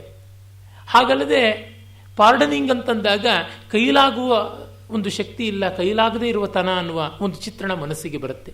ಇದು ನಮಗೆ ಎಷ್ಟೋ ಬಾರಿ ಅವಗುಣವಾಗಿ ತೋರುತ್ತದೆ. ಹಾಗಾಗಿ ಕ್ಷಮೆ ಎನ್ನುವುದಕ್ಕೆ ಕ್ಯಾಪಬಿಲಿಟಿ ಎನ್ನುವ ಅರ್ಥದಲ್ಲಿಯೇ ನಮ್ಮಲ್ಲಿ ತುಂಬ ಬಾರಿ ವ್ಯಾಖ್ಯಾನ ಮಾಡಿದ್ದಾರೆ. ಧೃತಿ ಅಂದರೆ ಸ್ಟೆಡ್ಫಾಸ್ಟ್ನೆಸ್, ಧೈರ್ಯ, ಅದು ಬಹಳ ಮುಖ್ಯ. ನಿರ್ಭಯತ್ವ, ಧೈರ್ಯ 2 ಒಟ್ಟೊಟ್ಟಾಗಿರ್ತಕ್ಕಂಥದ್ದು, ಒಂದೇ ನಾಣ್ಯದ 2 ಮುಖಗಳು ಅಂತ ಕರೀಬಹುದು. ಶೌಚ, ಶುಚಿತ್ವ, ಶಾರೀರಿಕವಾದದ್ದು, ವಾಚಿಕವಾದದ್ದು ಮತ್ತು ಮಾನಸಿಕವಾದದ್ದು. ಇವನ್ನ ಕರ್ಣತ್ರಯ ಅಂತ ಕರೀತಾರೆ. 3 ಹಂತದ ಉಪಕರಣಗಳು, ಸಲಕರಣೆಗಳು, ಟೂಲ್ಸ್ ಆಫ್ ಎಕ್ಸಿಕ್ಯೂಷನ್, ಅವು 3 ಕೂಡ ಚೆನ್ನಾಗಿರಬೇಕು. ಒಳ್ಳೆ ಪ್ರಯೋಗಗಳನ್ನು ಮಾಡಬೇಕಾದ್ರೆ ವಸ್ತುಗಳ ಶುದ್ಧಿ ಬಹಳ ಮುಖ್ಯ. ಪೂಜೆ ಮಾಡುವಾಗ ಸಾಮಗ್ರಿ ಶುದ್ಧಿ ಅಂತ ಹೇಳ್ತಾರೆ, ಪಾತ್ರ ಪರಿಶುದ್ಧಿ ಅಂತ ಶ್ರೀವೈಷ್ಣವರಲ್ಲಿ ವಿಶೇಷವಾಗಿ ಹೇಳ್ತಾರೆ. ಪ್ರತಿಯೊಂದು ಪಾತ್ರಗಳನ್ನು ದ್ವೈಮಂತ್ರದಿಂದ, ಶರಣಾಗತಿ, ಪ್ರಪತ್ತಿ ಮಂತ್ರಾದಿಗಳಿಂದ, ವಾಸುದೇವ ಮಂತ್ರದಿಂದ ಎಲ್ಲ ಶೋಧನೆ ಮಾಡಬೇಕು, ಅಷ್ಟಾಕ್ಷರಿ ಇತ್ಯಾದಿಗಳಿಂದ ಶುದ್ಧಿಗೊಳಿಸಬೇಕು ಅಂತ. ಹಾಗೆ ಕೆಮಿಸ್ಟ್ರಿ ಮೊದಲಾದಂಥ ಶಾಸ್ತ್ರಗಳಲ್ಲಿ ಬ್ಯೂರೆಟ್ಟು, ಪಿಪೆಟ್ಟು, ಫ್ಲಾಸ್ಕು ಮೊದಲಾದವನ್ನು ಶುದ್ಧಿ ಮಾಡಬೇಕು ಅಂದರೆ one has to rinse the burette, rinse it with the burette solution, rinse it with the pipette solution ಅಂತ ಅವುಗಳನ್ನು ಆಯಾ ದ್ರವ್ಯಗಳಿಂದ ಶುದ್ಧೀಕರಿಸಬೇಕು. ಅದಕ್ಕೆ ಮುಂಚೆ ಅವುಗಳನ್ನೆಲ್ಲ ಡಿಸ್ಟಿಲ್ ವಾಟ್ರಲ್ಲೇ ತೊಳೆದಿರಬೇಕು. ಆಮೇಲಿಂದ ಅವುಗಳನ್ನು ಒಣಗಿಸಬೇಕು ಶುದ್ಧವಾದ ಹಬೆಯಲ್ಲಿ. ಆಮೇಲೆ ಅವುಗಳನ್ನು ಬಂದುಬಿಟ್ಟಿದ್ದನು ಕೆಲವು ಶುದ್ಧ ಹವೆ, ಒಣಗಿರ್ತಕ್ಕಂಥ ಒಣ ಹವೆ ಇರುವಂಥ ರೀತಿಯ ಜಾಡಿಗಳಲ್ಲಿ ಇಡಬೇಕು. ಹೀಗೆಲ್ಲ ನಿಯಮಗಳು ಉಂಟು. ಅದು ಬಹಳ ಕೋಲಾಹಲವಾಗಿ ನಮಗೆ ತೋರಬಹುದು, ಆದರೆ ಆಯಾ ಕೆಲಸ ಮಾಡೋರಿಗೆ ಅದು ಬೇಕು. ಈಗ ಒಂದು ಕಂಪ್ಯೂಟರ್ನ ಮುಟ್ಟಬೇಕು ಅಂತಂದರೆ ದೇವಸ್ಥಾನಕ್ಕೆ ಹೋಗುವವರು ಹಾಗೆ ಚಪ್ಪಲಿ ಹೊರಗಡೆ ಬಿಟ್ಬಿಟ್ಟಿದ್ರೆ ಕೈಕಾಳು ತೊಳ್ಕೊಂಡು ಹೋಗುವಂಥದ್ದೆಲ್ಲ ಇಲ್ಲವೇ. ಇದು ಬೇಕಾಗುವಂಥದ್ದು. ಆಯಾ ಮಾಧ್ಯಮಕ್ಕೆ ತಕ್ಕಂತೆ ಇಡೀ ಬದುಕೇ ಒಂದು ಮಹಾಪ್ರಯೋಗವಾದರೆ, ಈ ಜಗತ್ತೇ ಒಂದು ಪ್ರಯೋಗಶಾಲೆಯಾದರೆ ಆ ರೀತಿಯಾದಂಥ ಶುಚಿತ್ವ ಅವಶ್ಯವಾಗಿ ಬೇಕೇ ಬೇಕಲ್ವ. ಅದ್ರೋಹ, ವಿಶ್ವಾಸಾರ್ಹತೆ, ಇನ್ನೊಬ್ಬರಿಗೆ ಕೇಡೆಣಿಸ್ತಕ್ಕಂಥದ್ದು, ವಂಚನೆ ಮಾಡುವಂಥದ್ದು ಇರಬಾರದು ಅನ್ನುವುದನ್ನು ಹೇಳ್ತಾನೆ. ಮತ್ತು ನಾತಿಮಾನಿತ, ಅಹಂಕಾರ, ಗರ್ವ ಅದು ಇಲ್ಲದೆ ಇರತಕ್ಕಂಥದ್ದು. ಅಭಿಮಾನ ಆತ್ಮವಿಶ್ವಾಸವಾಗಿ ಒಂದು ಹಂತಕ್ಕಿರುತ್ತೆ, ಆಮೇಲೆ ಅಹಂಕಾರವಾಗಿ ಮತ್ತೊಂದು ಹಂತಕ್ಕೆ ಬರುತ್ತೆ. ಎಲ್ಲ ಸುಗುಣಗಳೇ. ಒಂದು ಗೆರೆ ದಾಟಿದ್ರೆ ಅವಗುಣಗಳಾಗುತ್ತವೆ, ಎಲ್ಲ ಅವಗುಣಗಳೇ. ಅವು ಒಂದು ಗೆರೆ ದಾಟಿದ್ರೆ ಸುಗುಣಗಳಾಗುತ್ತವೆ. ಅದು ಹೇಗೆ ಅಂತ ಹೇಳೋದು, ಈ ಸ್ಪೆಕ್ಟ್ರಮ್ ಅಂತೀವಲ್ಲ, ಅದರೊಳಗೆ ನಮಗೆ ಗೊತ್ತಾಗುತ್ತೆ. ಈ ಇಂದ್ರಚಾಪ ವರ್ಣಗಳು ಎಲ್ಲಿ ಉಂಟಾಗುತ್ತದೆ, ಬೆಳಕಿನ ವಕ್ರೀಭವನ ಮತ್ತು ವಿಭಜನದಿಂದ ಕಾಣಿಸ್ತಕ್ಕಂಥದ್ದು. ಅವುಗಳು ಒಂದೊಂದು ವೇವ್ ಲೆಂತ್ ಅಂತ ಕರಿತೀವಿ, ತರಂಗಾಂತರ ಇರುತ್ತೆ. ಆ ತರಂಗಾಂತರ ಆಚೆಗೆ ಹೋದ ತಕ್ಷಣ ಆರೆಂಜ್ ಇದ್ದಿದ್ದು ರೆಡ್ ಆಗುತ್ತೆ, ವೈಲೆಟ್ ಇದ್ದಿದ್ದು ಇಂಡಿಗೋ ಆಗುತ್ತೆ, ಗ್ರೀನ್ ಇದ್ದಿದ್ದು ಯೆಲ್ಲೋ ಆಗುತ್ತೆ. ಹೀಗೆ ಏನಂದರೆ ಅದು ಆಗ್ತಾ ಬರುತ್ತೆ. ಅದನ್ನು ಎಲ್ಲಿಗೆ ನಾವು ಹೇಳ್ತೀವಿ, ಆ ಒಂದು ಹಂತ ದಾಟಿದಾಗ ಅವೆಲ್ಲ ನಮಗೆ ಗಮನದಲ್ಲಿರಬೇಕು. ಇದೆಲ್ಲ ನೋಡಿ, ಹಿಂದೆ ನಾವು ನೋಡಿದ್ವಲ್ಲ ಕ್ಷೇತ್ರಜ್ಞದಲ್ಲಿ 20 ಅಮಾನಿತ್ವಂ, ಅದಂಭಿತ್ವಂ, ಅವುಗಳೆಲ್ಲ ಗುಣಗಳು ಅವಕ್ಕೆ ಸಂವಾದಿಯಾಗಿ ಬರ್ತವೆ. ಪರಮಾತ್ಮ ತಾನೇ ಇನ್ನು ಎಷ್ಟು ಗುಣಗಳನ್ನು ಎಲ್ಲಿಂದ ಹೇಳಿಯಾನು. ಭಕ್ತಿಯ ಲಕ್ಷಣ, ಭಕ್ತನ ಲಕ್ಷಣ ಹೇಳುವ 12ನೇ ಅಧ್ಯಾಯ ನೋಡಿ, ಸ್ಥಿತಪ್ರಜ್ಞನ ಲಕ್ಷಣ ಹೇಳ್ತಕ್ಕಂಥ 2ನೇ ಅಧ್ಯಾಯ ನೋಡಿ, ಅವೆಲ್ಲ ಒಂದಕ್ಕೆ ಬಂದು ಸೇರಿಕೊಳ್ಳುತ್ತೆ. ಇವೆಲ್ಲ ಒಂದೇನೆ. ಒಂದನ್ನೇ 10 ಬಾರಿ ಹೇಳಬೇಕೆಂದ್ರೆ ಅಷ್ಟು ಹೇಳಿಯೂ ಯಾರೂ ಕೇಳ್ತಾ ಇಲ್ವಲ್ಲ. ಮತ್ತೆ ಮತ್ತೆ ಅವುಗಳನ್ನು ಆವೃತ್ತಿ ಮಾಡುತ್ತಲೇ ಇರಬೇಕು. ಅಂದರೆ ಸದ್ಗುಣಗಳ ಸಂಖ್ಯೆ ತುಂಬ ದೊಡ್ಡದಲ್ಲ, ದುರ್ಗುಣಗಳ ಸಂಖ್ಯೆ ತುಂಬ ತುಂಬ ದೊಡ್ಡದು. ಖೋಟಾ ಪದಾರ್ಥಗಳು ಬಗೆ ಬಗೆಯಾಗಿರಬಲ್ಲವು, ಸಾಚಾ ಪದಾರ್ಥ ಒಂದೇ ರೀತಿಯಲ್ಲಿ ಇರೋಕ್ಕೆ ಸಾಧ್ಯ. ಅಪ್ಪಟ ತುಪ್ಪ ಒಂದೇ, ಅರೆ ಕಲಬೆರಕೆ ತುಪ್ಪಕ್ಕೆ ಕೋಟಿ ಪ್ರಕಾರಗಳು. ಹಾಗೆ ಇಮಿಟೇಷನ್ ಅನ್ನೋದಕ್ಕೆ ತುಂಬ ತುಂಬ ಉಂಟು ಹಂತಗಳು, ಒರಿಜಿನಲ್ಗೆ ಒಂದೇ. ಈ ದೃಷ್ಟಿಯಿಂದ ಕೆಲವೇ ಗುಣಗಳು ಬರ್ತವೆ, ಏನೂ ಮಾಡೋಕ್ಕಾಗೋಲ್ಲ. ಆತನೂ ಹೇಳಿದ, ನಾನು ಹೇಳಬೇಕು. ಆದರೆ ಅವುಗಳನ್ನು ಮತ್ತೆ ಮತ್ತೆ ಸೂಕ್ಷ್ಮತಮವಾಗಿ ಆಲೋಚನೆ ಮಾಡ್ತಾ ಹೋಗ್ತಿದ್ದಂತೆ ಅವುಗಳ ಸ್ವರೂಪ ಸ್ಪಷ್ಟತೆ ಬರುತ್ತದೆ. ಸ್ವರೂಪ ಸ್ಪಷ್ಟತೆಯಿಂದ ಅನುಸಂಧಾನಕ್ಕೆ ಅನುಕೂಲತೆ ಉಂಟಾಗುತ್ತದೆ. ಇನ್ನು ಆಸುರಿ ಸಂಪತ್ತಿ ಏನು ಅಂತ ಹೇಳ್ತಾನೆ. ಅದನ್ನು ವಿಸ್ತರಿಸಿ ಹೇಳೋದಿಲ್ಲ. ಯಾಕೆ ಅಂದರೆ ಜಾಸ್ತಿ ಹೇಳಬೇಕಾಗಿಲ್ಲ. ವ್ಯಾಕರಣದಲ್ಲಿ ಅಪಶಬ್ದವನ್ನು ಕುರಿತು ಜಾಸ್ತಿ ಹೇಳೋದಿಲ್ಲ, ಸೂಚ್ಯವಾಗಿ ಹೇಳ್ತಾರೆ. ಪತಂಜಲಿ ಮುನಿಗಳು ಪಸ್ಪಶಾನ್ಯಕದಲ್ಲಿ ಗೌಹು ಅನ್ನುವಂಥ ಒಂದು ಸಾಧು ಶಬ್ದಕ್ಕೆ ಬದಲಾಗಿ ಗಾವಿ, ಗೋಣಿ, ಗೋಪೋತಲಿಕಾ ಅಂತೆಲ್ಲ ಬೇರೆ ಬೇರೆ ರೀತಿಯಾಗಿ ಅಪಶಬ್ದಗಳು ಬರಬಹುದು ಅಂತಂತಾರೆ. ಮತ್ತೆ ಅದನ್ನು ವಿಸ್ತರಿಸೋಲ್ಲ. ಯಾಕೆಂದರೆ ಹೇಗೆ ತಪ್ಪು ಮಾಡ್ತಾರೆ ಅನ್ನೋದನ್ನು ಸೂಚನೆ ಕೊಟ್ಟರೆ ಸಾಕು. ಅದನ್ನೇ ವಿಸ್ತರಿಸಿ ಪಾಠ ಹೇಳೋದಕ್ಕೆ ಹೋದರೆ ಅದು ರಂಜನೆಯಾಗಿರಬಹುದು, ಆದರೆ ನಿರಂಜನೆ ಆಗುವುದಿಲ್ಲ. ದಂಭೋ ದರ್ಪೋಭಿಮಾನಶ್ಚ ಕ್ರೋಧ ಪಾರುಷ್ಯಮೇವಚ ಅಜ್ಞಾನಂಚ ಅಭಿಜಾತಸ್ಯ ಪಾರ್ಥ ಸಂಪದಮಾಸುರಿ. ದಂಭ, ಬೂಟಾಟಿಕೆ, ಪ್ರದರ್ಶನ ರತಿ, ಎಕ್ಸಿಬಿಷನಿಸಮ್, ಮತ್ತು ಮಾಡದೇ ಇದ್ದರೂ ಮಾಡಿದ್ದೀನಿ ಅಂತ ಹೇಳ್ತಕ್ಕಂಥದ್ದು, ಇವೆಲ್ಲ ಅಲ್ಲಿ ಸೇರಿಕೊಳ್ಳುತ್ತದೆ. ಮತ್ತು ದರ್ಪ, ಠೇಂಕಾರ ಅಂತ ನಾವಂತೀವಲ್ಲ, ಮಹಾಕೋಲಾಹಲ, ತನ್ನದಲ್ಲದೆ ಇನ್ಯಾರದೂ ಅಲ್ಲ, ಅದು ತನ್ನದೇ ಸೊತ್ತು ಅಂತನ್ನುವಂಥದ್ದು. ಹೀಗೆಲ್ಲ ಆರ್ಭಟ ಮಾಡತಕ್ಕಂಥದ್ದು ದರ್ಪ. ಆ ಶಾಸ್ತ್ರದ ಕೊನೆಯನ್ನೇ ಕಂಡಿದ್ದೀವಿ ಎನ್ನುವಂತೆ ಎಷ್ಟೋ ಜನ ಮಾತಾಡ್ತಾರೆ. ಆದರೆ ಅದನ್ನು ಕಂಡವರು ಎಷ್ಟೋ ನಮ್ರತೆಯಿಂದ ನಡ್ಕೊಳ್ತಾರೆ. ನಮ್ಮ ತಿಳುವಳಿಕೆಯ ಬಗ್ಗೆ ಸಂದೇಹ ಬಂದು ಆ ಸಂದರ್ಭದಲ್ಲಿ ಆ ಒಂದು ಸ್ಪಷ್ಟೀಕರಣ ಇಲ್ಲದೇ ಇದ್ದರೆ ಎಷ್ಟೋ ಜನರಿಗೆ ಶಂಕೆ, ಆಕುಲತೆ, ಭಯ, ವ್ಯಗ್ರತೆ ಉಂಟಾಗುವ ಹಾಗಿದ್ದಲ್ಲಿ ಮಾತ್ರ ನನಗಿದು ಗೊತ್ತಿದೆ, ಇದು ಹೀಗೆ ಅಂತ ನಿರ್ಣಯಿಸಿ ಹೇಳ್ಬೋದು. ಆಗಲ್ಲದೆ ಹೆಜ್ಜೆ ಹೆಜ್ಜೆಗೂ ಕೂಡ ನನಗಿದು ಗೊತ್ತು ಅಂತ ಅಬ್ಬರ ಮಾಡಿಕೊಂಡ್ರೆ. ಒಬ್ಬರು ಆಂಧ್ರ ಪ್ರದೇಶದಲ್ಲಿ ದೊಡ್ಡ ವಿದ್ವಾಂಸರಿದ್ದರು. ಸುರಪುರಂ ಕಿರೀಟಪತಿ ವೆಂಕಟಾಚಾರ್ಯರು ಅಂತ 19-18ನೇ ಶತಮಾನದ ಆಸುಪಾಸಿನಲ್ಲಿ. ಅವರು ಪತಂಜಲಿಯ ಮಹಾಭಾಷ್ಯದಲ್ಲಿ ಯಾವುದೋ ಒಂದು ದೋಷವನ್ನು ಕಂಡು ನೇರಣವ್ ಅಂತ ಒಂದು ವ್ಯಾಕರಣ ಸೂತ್ರ, ಅದರ ಮೇಲೆ ಇವರು ಗಜಸೂತ್ರ ವಿವರಣ ಅಂತ ಒಂದು ದೊಡ್ಡ ಗ್ರಂಥ ಬರೆದರು. ಕೊನೆಗೂ ಬರೀತಾರೆ, ನೇರಣಾವಿತಿ ಸೂತ್ರಸ್ಯ ಅರ್ಥಂ ಜಾನಾತಿ ಪಾಣಿನಿ ಅಹಂಚ ಭಾಷ್ಯಕಾರಸ್ತು ತತ್ವತೋ ವೇತ್ತಿವಾನವ ಅಂತ. ನೇರಣವ್ ಅನ್ನುವಂಥ ಸೂತ್ರದ ಅರ್ಥವನ್ನು ಭಗವಾನ್ ಪಾಣಿನಿ ತಿಳಿದಿದ್ದಾನೆ, ಸೂತ್ರಕಾರ. ಇನ್ನು ನಾನು ತಿಳಿದಿದ್ದೀನಿ, ಅದಕ್ಕೆ ಭಾಷ್ಯ ಬರೆದ ಭಗವಾನ್ ಪತಂಜಲಿ ಮುನಿಗಳು ತಿಳಿದಿದ್ದಾರೋ ಇಲ್ವೋ ಡೌಟ್ಫುಲ್ ಅಂತ. ಅವ್ರ ಮೇಲೆ ಅವರೇ ಪದ್ಯ ಬರ್ಕೊಂಡಿದ್ರು. ಗದಾಧರೀಯ ಖಂಡನ ಪ್ರಚಂಡವಾದಿ ಭಂಡನ ಪ್ರಕಾಂಡ ಹೀತಿ ಕೀರ್ತಿ ಹಿಂಡನ ಪ್ರಭೂತ ಪ್ರಕಾಂಡ ಚಂಡಮಂಡನ ಪ್ರಭೂತ ಕೀರ್ತಿ ಹಿಂಡನ ಅಂತೆಲ್ಲ, ತ್ರಯೀ ವಧು ದೃಗಂಜನ ಅಂತೆಲ್ಲ ತಮ್ಮ ಮೇಲೆ ತಾವೇ ಪದ್ಯ ಬರ್ಕೊಂಡು ಶಿಷ್ಯರ ಕೈನಲ್ಲಿ ಹಾಡಿಸ್ಕೊಂಡು ಹೋಗ್ತಕ್ಕಂಥದ್ದು. ನಿಜ, ದೊಡ್ಡ ಪಂಡಿತರೇ. ಆದರೆ ಇಂಥ ಒಂದೇ ಒಂದು ಮಾತಾದರೂ ಶಂಕರ ಭಾಷ್ಯದಲ್ಲಾಗಲಿ, ರಾಮಾನುಜ ಭಾಷ್ಯದಲ್ಲಾಗಲಿ, ಪಾತಂಜಲ ಮಹಾಭಾಷ್ಯದಲ್ಲಾಗಲಿ, ಶಾಬರ ಭಾಷ್ಯದಲ್ಲಾಗಲಿ ಕಾಣಲ್ಲ. ಯಾಕೆ? ಆ ಪತಂಜಲಿ ಮುನಿಗಳು ಎಷ್ಟು ನಮ್ರತೆಯಿಂದ ಅಹೋ ಸೂಕ್ಷ್ಮೇಕ್ಷಿಕ ಸೂತ್ರಕಾರಸ್ಯ ಅಂತೆಲ್ಲ ಎಷ್ಟು ಗೌರವಿಸಿ ಸೂತ್ರಕಾರನ ಕೊಂಡಾಡ್ತಾರೆ. ಅಂದರೆ ದರ್ಪ ಅನ್ನುವುದು ವೆನ್ ಇಟ್ ಈಸ್ ಡಿಮಾಂಡೆಡ್ ಆಗಬೇಕಾಗುತ್ತೆ. ಕೆಲವೊಮ್ಮೆ ಕೆಲಸಗಾರರು ಸರಿಯಾಗಿ ಕೆಲಸ ಮಾಡೋದಿಲ್ಲ. ಆಗ ಒಂದು ಸ್ವಲ್ಪ ದರ್ಪವನ್ನು ಆರೋಪ ಮಾಡಿಕೊಳ್ಳಬೇಕು. ನಮಗೆ ಅದು ಆರೋಪ ಅಂತ ಗೊತ್ತಿರೋವರೆಗೂ ಅದು ಗುಣ, ಅದು ಸ್ವಭಾವ ಅಂತ ಆದಾಗ ದೋಷ. ಈ ಅಂತರವನ್ನು ನಾವು ಕಾಪಾಡಿಕೊಳ್ಬೇಕಲ್ಲ. ನನಗೆ ಕೋಪ ಬರ್ತಿದೆ ಅಂತ ಅಂದುಕೊಳ್ಳೋವರೆಗೂ ಅದು ನಮ್ಮ ನಿಜವಾದ ಕೋಪ ಅಲ್ಲ. ಕೋಪ ಬಂದಿದ್ದು ಗೊತ್ತಾಗ್ತಿಲ್ಲ ಅಂದಾಗ ಅದು ನಿಜವಾಗಿ ಕೋಪ. ಹೀಗಾಗಿ ಇದು ನನಗೆ ಉಂಟು ಅಂತನ್ನುವ ಅರಿವೇನೆ ಅದು ಅಧ್ಯಸ್ಥ ಅನ್ನುವಂಥ ಒಂದು ಉಪ ಪ್ರಜ್ಞೆಯನ್ನು ಕೂಡ ತೋರ್ಪಡಿಸ್ತಾ ಇರುತ್ತೆ. ಅಲ್ಲಿ ಗಮನಾರ್ಹವಾಗುತ್ತದೆ. ಇನ್ನು ಕ್ರೋಧ, ದೀರ್ಘದ್ವೇಷ, ಛಲ ಸಾಧಿಸ್ತಕ್ಕಂಥದ್ದು, ಹಠ ಮಾಡುವಂಥದ್ದು, ಇವೆಲ್ಲ ಅಲ್ಲಿಯೇ ಬರುತ್ತೆ. ನಾನು ಎಂಥ ಛಲಗಾರ ಗೊತ್ತಾ, ನಾನು ಯಾರ ಜೊತೆನೂ ಮಾತಾಡೋದಿಲ್ಲ, ಮನೆಯವ್ರ ಜೊತೆನೂ ಮಾತುಬಿಟ್ಟು 20 ವರ್ಷ ಆಯಿತು.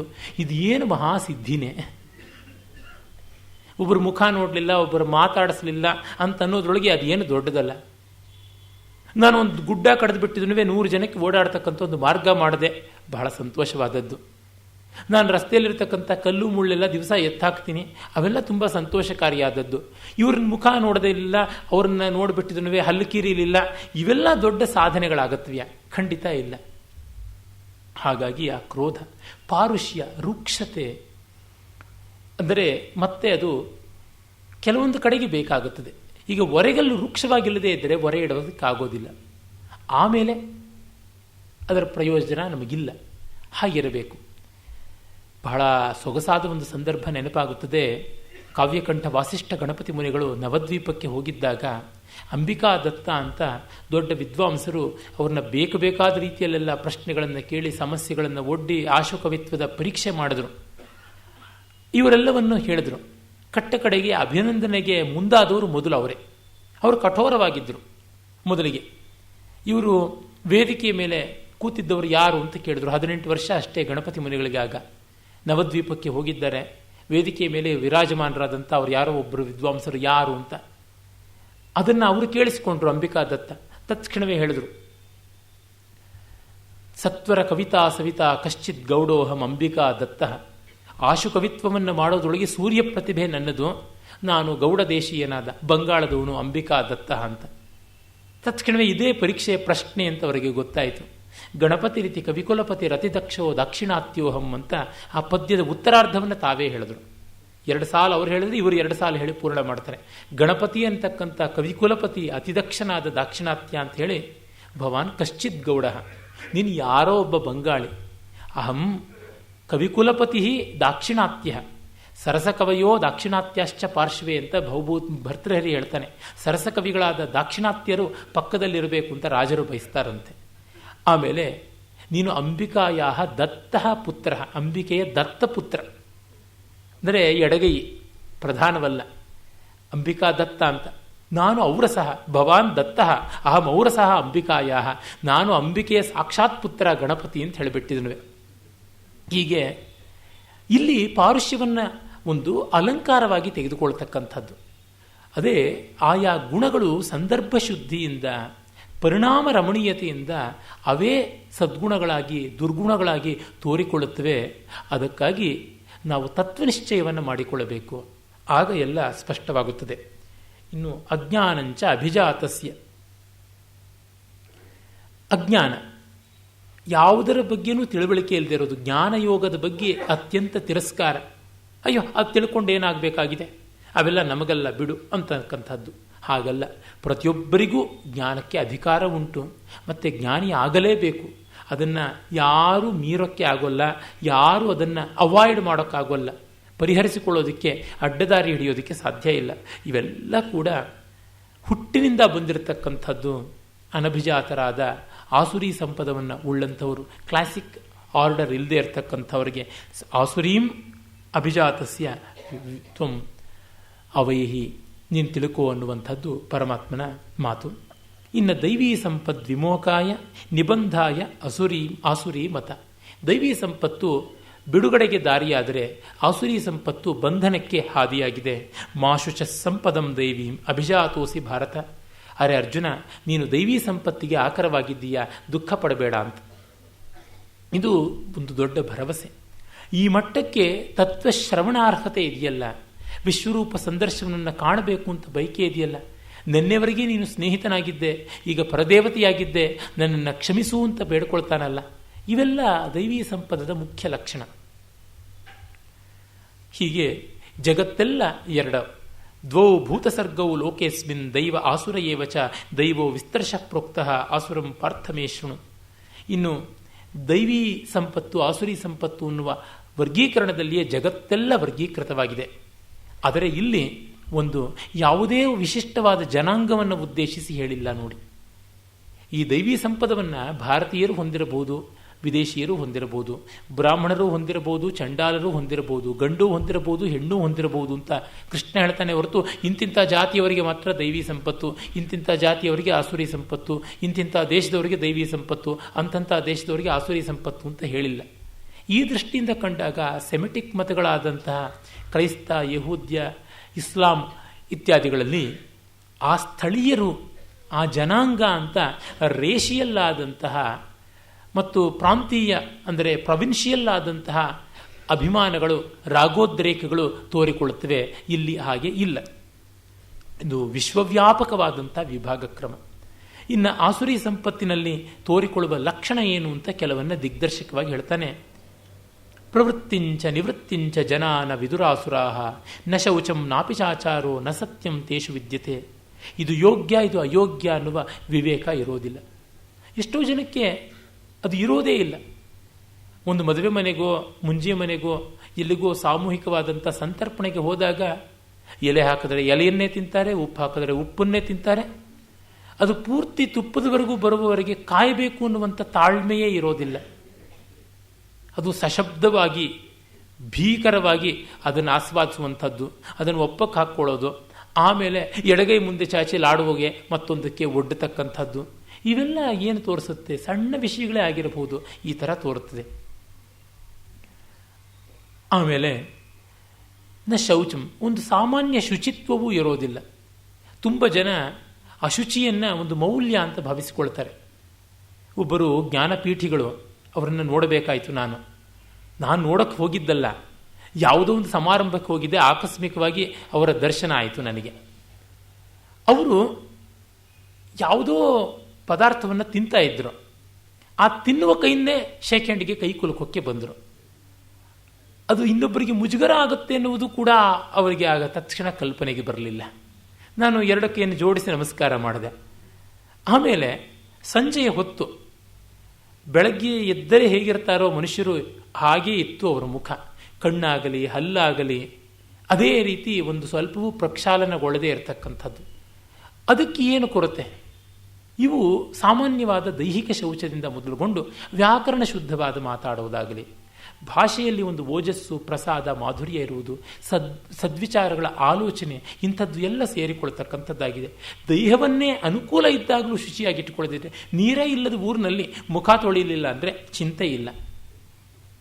ನೀರು ಸಮೃದ್ಧವಾಗಿರುವಂಥ ಜಾಗದಲ್ಲಿ ನೀರಿಗಿಂತ ಅವರಿಗೆ ಬೀರೆ ಪ್ರಿಯವಾಗಿಬಿಟ್ರೆ ಗತಿ ಏನು? ಇದು ಕಷ್ಟ. ನ ಸತ್ಯಂತೇಷು ವಿದ್ಯತೆ, ಸತ್ಯ ಅವರಲ್ಲಿ ಇರುವುದೇ ಇಲ್ಲ. ಅವರಿದ್ದ ಊರಲ್ಲಿ ಸತ್ಯ ಇರೋದಿಲ್ಲ. ಇದಿನ್ನೆಂಥದ್ದು? ಒಂದು ಪ್ರಾಮಾಣಿಕತೆಗೆ, ಗೌರವಕ್ಕೆ ಒಪ್ಪಿ ನಡೆಯಬೇಕಲ್ವ. ಹಿಂದೆ ಎಲ್ಲ ನಮ್ಮ ಭಾರತೀಯರಲ್ಲಿ ವಾದ ವಿವಾದಗಳಾದಾಗ ನನ್ನ ಪಕ್ಷ ಸೋಲ್ತು ಅಂದರೆ ನಿನ್ನ ವಾದದ ಒಂದು ಪರಂಪರೆಯನ್ನು, ಆ ಒಂದು ಮತವನ್ನು ಅಂಗೀಕರಿಸ್ತೀನಿ ಅಂತ ಮಾಡಿದವರಿದ್ದರು. ಅದು ಒಬ್ಬ ಮಂಡನ ಮಿಶ್ರರಿರ್ಬೋದು, ಅಥವಾ ತ್ರಿವಿಕ್ರಮ ಪಂಡಿತರಿರ್ಬೋದು, ಯಾದವ ಪ್ರಕಾಶರಿರ್ಬೋದು. ಮಂಡನ ಮಿಶ್ರರು ಶಂಕರರ ಕೈನಲ್ಲಿ ಸೋತರು ಅಂತ ಪ್ರಸಿದ್ಧಿ ಉಂಟು. ಹಾಗೆ ತ್ರಿವಿಕ್ರಮ ಪಂಡಿತರು ಮಧ್ವಾಚಾರ್ಯರ ಕೈನಲ್ಲಿ ಸೋತರು ಅಂತ ಪ್ರಸಿದ್ಧಿ ಉಂಟು. ಯಾದವ ಪ್ರಕಾಶರು ರಾಮಾನುಜರ ಗುರುಗಳಾಗಿದ್ದವರು, ಕಡೆಗೆ ಅವರು ಸೋತರು ವಾಕ್ಯಾರ್ಥದಲ್ಲಿ ಅಂತ ಉಂಟು. ಹೀಗೆಲ್ಲ ಅವರೆಲ್ಲ ಒಪ್ಪಿಕೊಂಡು ಬಂದರು. ಹಾಗೆ ಎಷ್ಟು ಜನ ವೈದಿಕ ಮತೀಯರು ಬೌದ್ಧ ವಿದ್ವಾಂಸರ ಜೊತೆಗೆ ವಾಕ್ಯಾರ್ಥದಲ್ಲಿ ಸೋತು ಬೌದ್ಧ ಪರಂಪರೆಯನ್ನು ಅನುಸರಿಸಿಲ್ಲ. ಅದಷ್ಟು ಜನ ಜೈನರಾಗಿಲ್ಲ.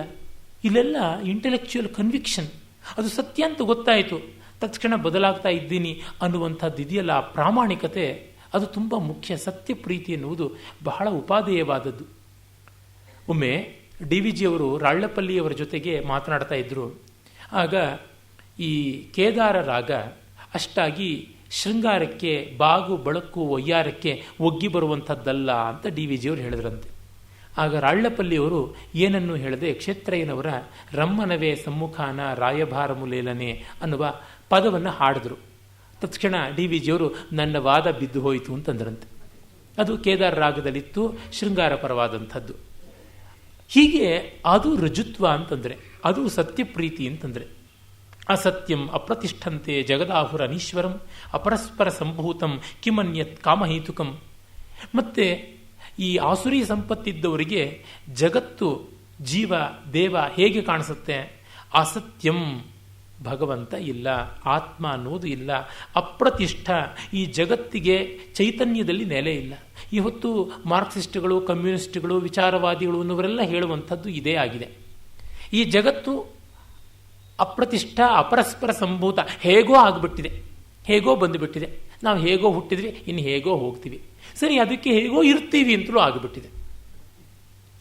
ನಾವು ದಿನ ದಿನ ಪತ್ರಿಕೆಗಳಲ್ಲಿ ನೋಡ್ತಾ ಇದ್ದೀವಿ, ಈ ಉಗ್ರರನ್ನು ಬಂಧಿಸಿದ್ರು, ಆ ಉಗ್ರರು ಅಂತ ಶಂಕಿಸಿದರು, ಇದನ್ನು ಮಾಡಿದ್ರು, ಅದನ್ನು ಮಾಡಿದ್ರು ಅಂತ. ಆದರೆ ಇವರೆಲ್ಲ ಹೋಗಿಬಿಟ್ಟಿದ್ದು ಅವರು ಬಹಳ ಅಮಾಯಕರು, ಬಹಳ ನಿಸ್ಪೃಹರು, ಏನೂ ಗೊತ್ತಿಲ್ಲದೆ ಇದ್ದವರು, ಅವರಿಗೆ ಬೆಣ್ಣೆ ಬಿಸ್ಕತ್ ಬಾಯಿಗೆ ತುರುಕಿ ಅಂತ ಹೇಳಿಬಿಟ್ಟು ಬೇಡಿಕೊಳ್ಳೋದಲ್ಲ, ಆಜ್ಞಾಪಿಸ್ತಕ್ಕಂಥದ್ದು, ದಿನ ದಿನಕ್ಕೆ ಹೇಳಿಕೆ ಕೊಡ್ತಕ್ಕಂಥದ್ದು, ಜಾತ ಹೊರಡತಕ್ಕಂಥದ್ದು ಎಲ್ಲ ಆಗಿದೆ. ಯಾರು ಹೇಗೂ ಇರಬಹುದು, ಆದರೆ ಸನಾತನ ಧರ್ಮೀಯರು ಮಾತ್ರ ಹಾಗಿರಬಾರದು ಅಷ್ಟೆ.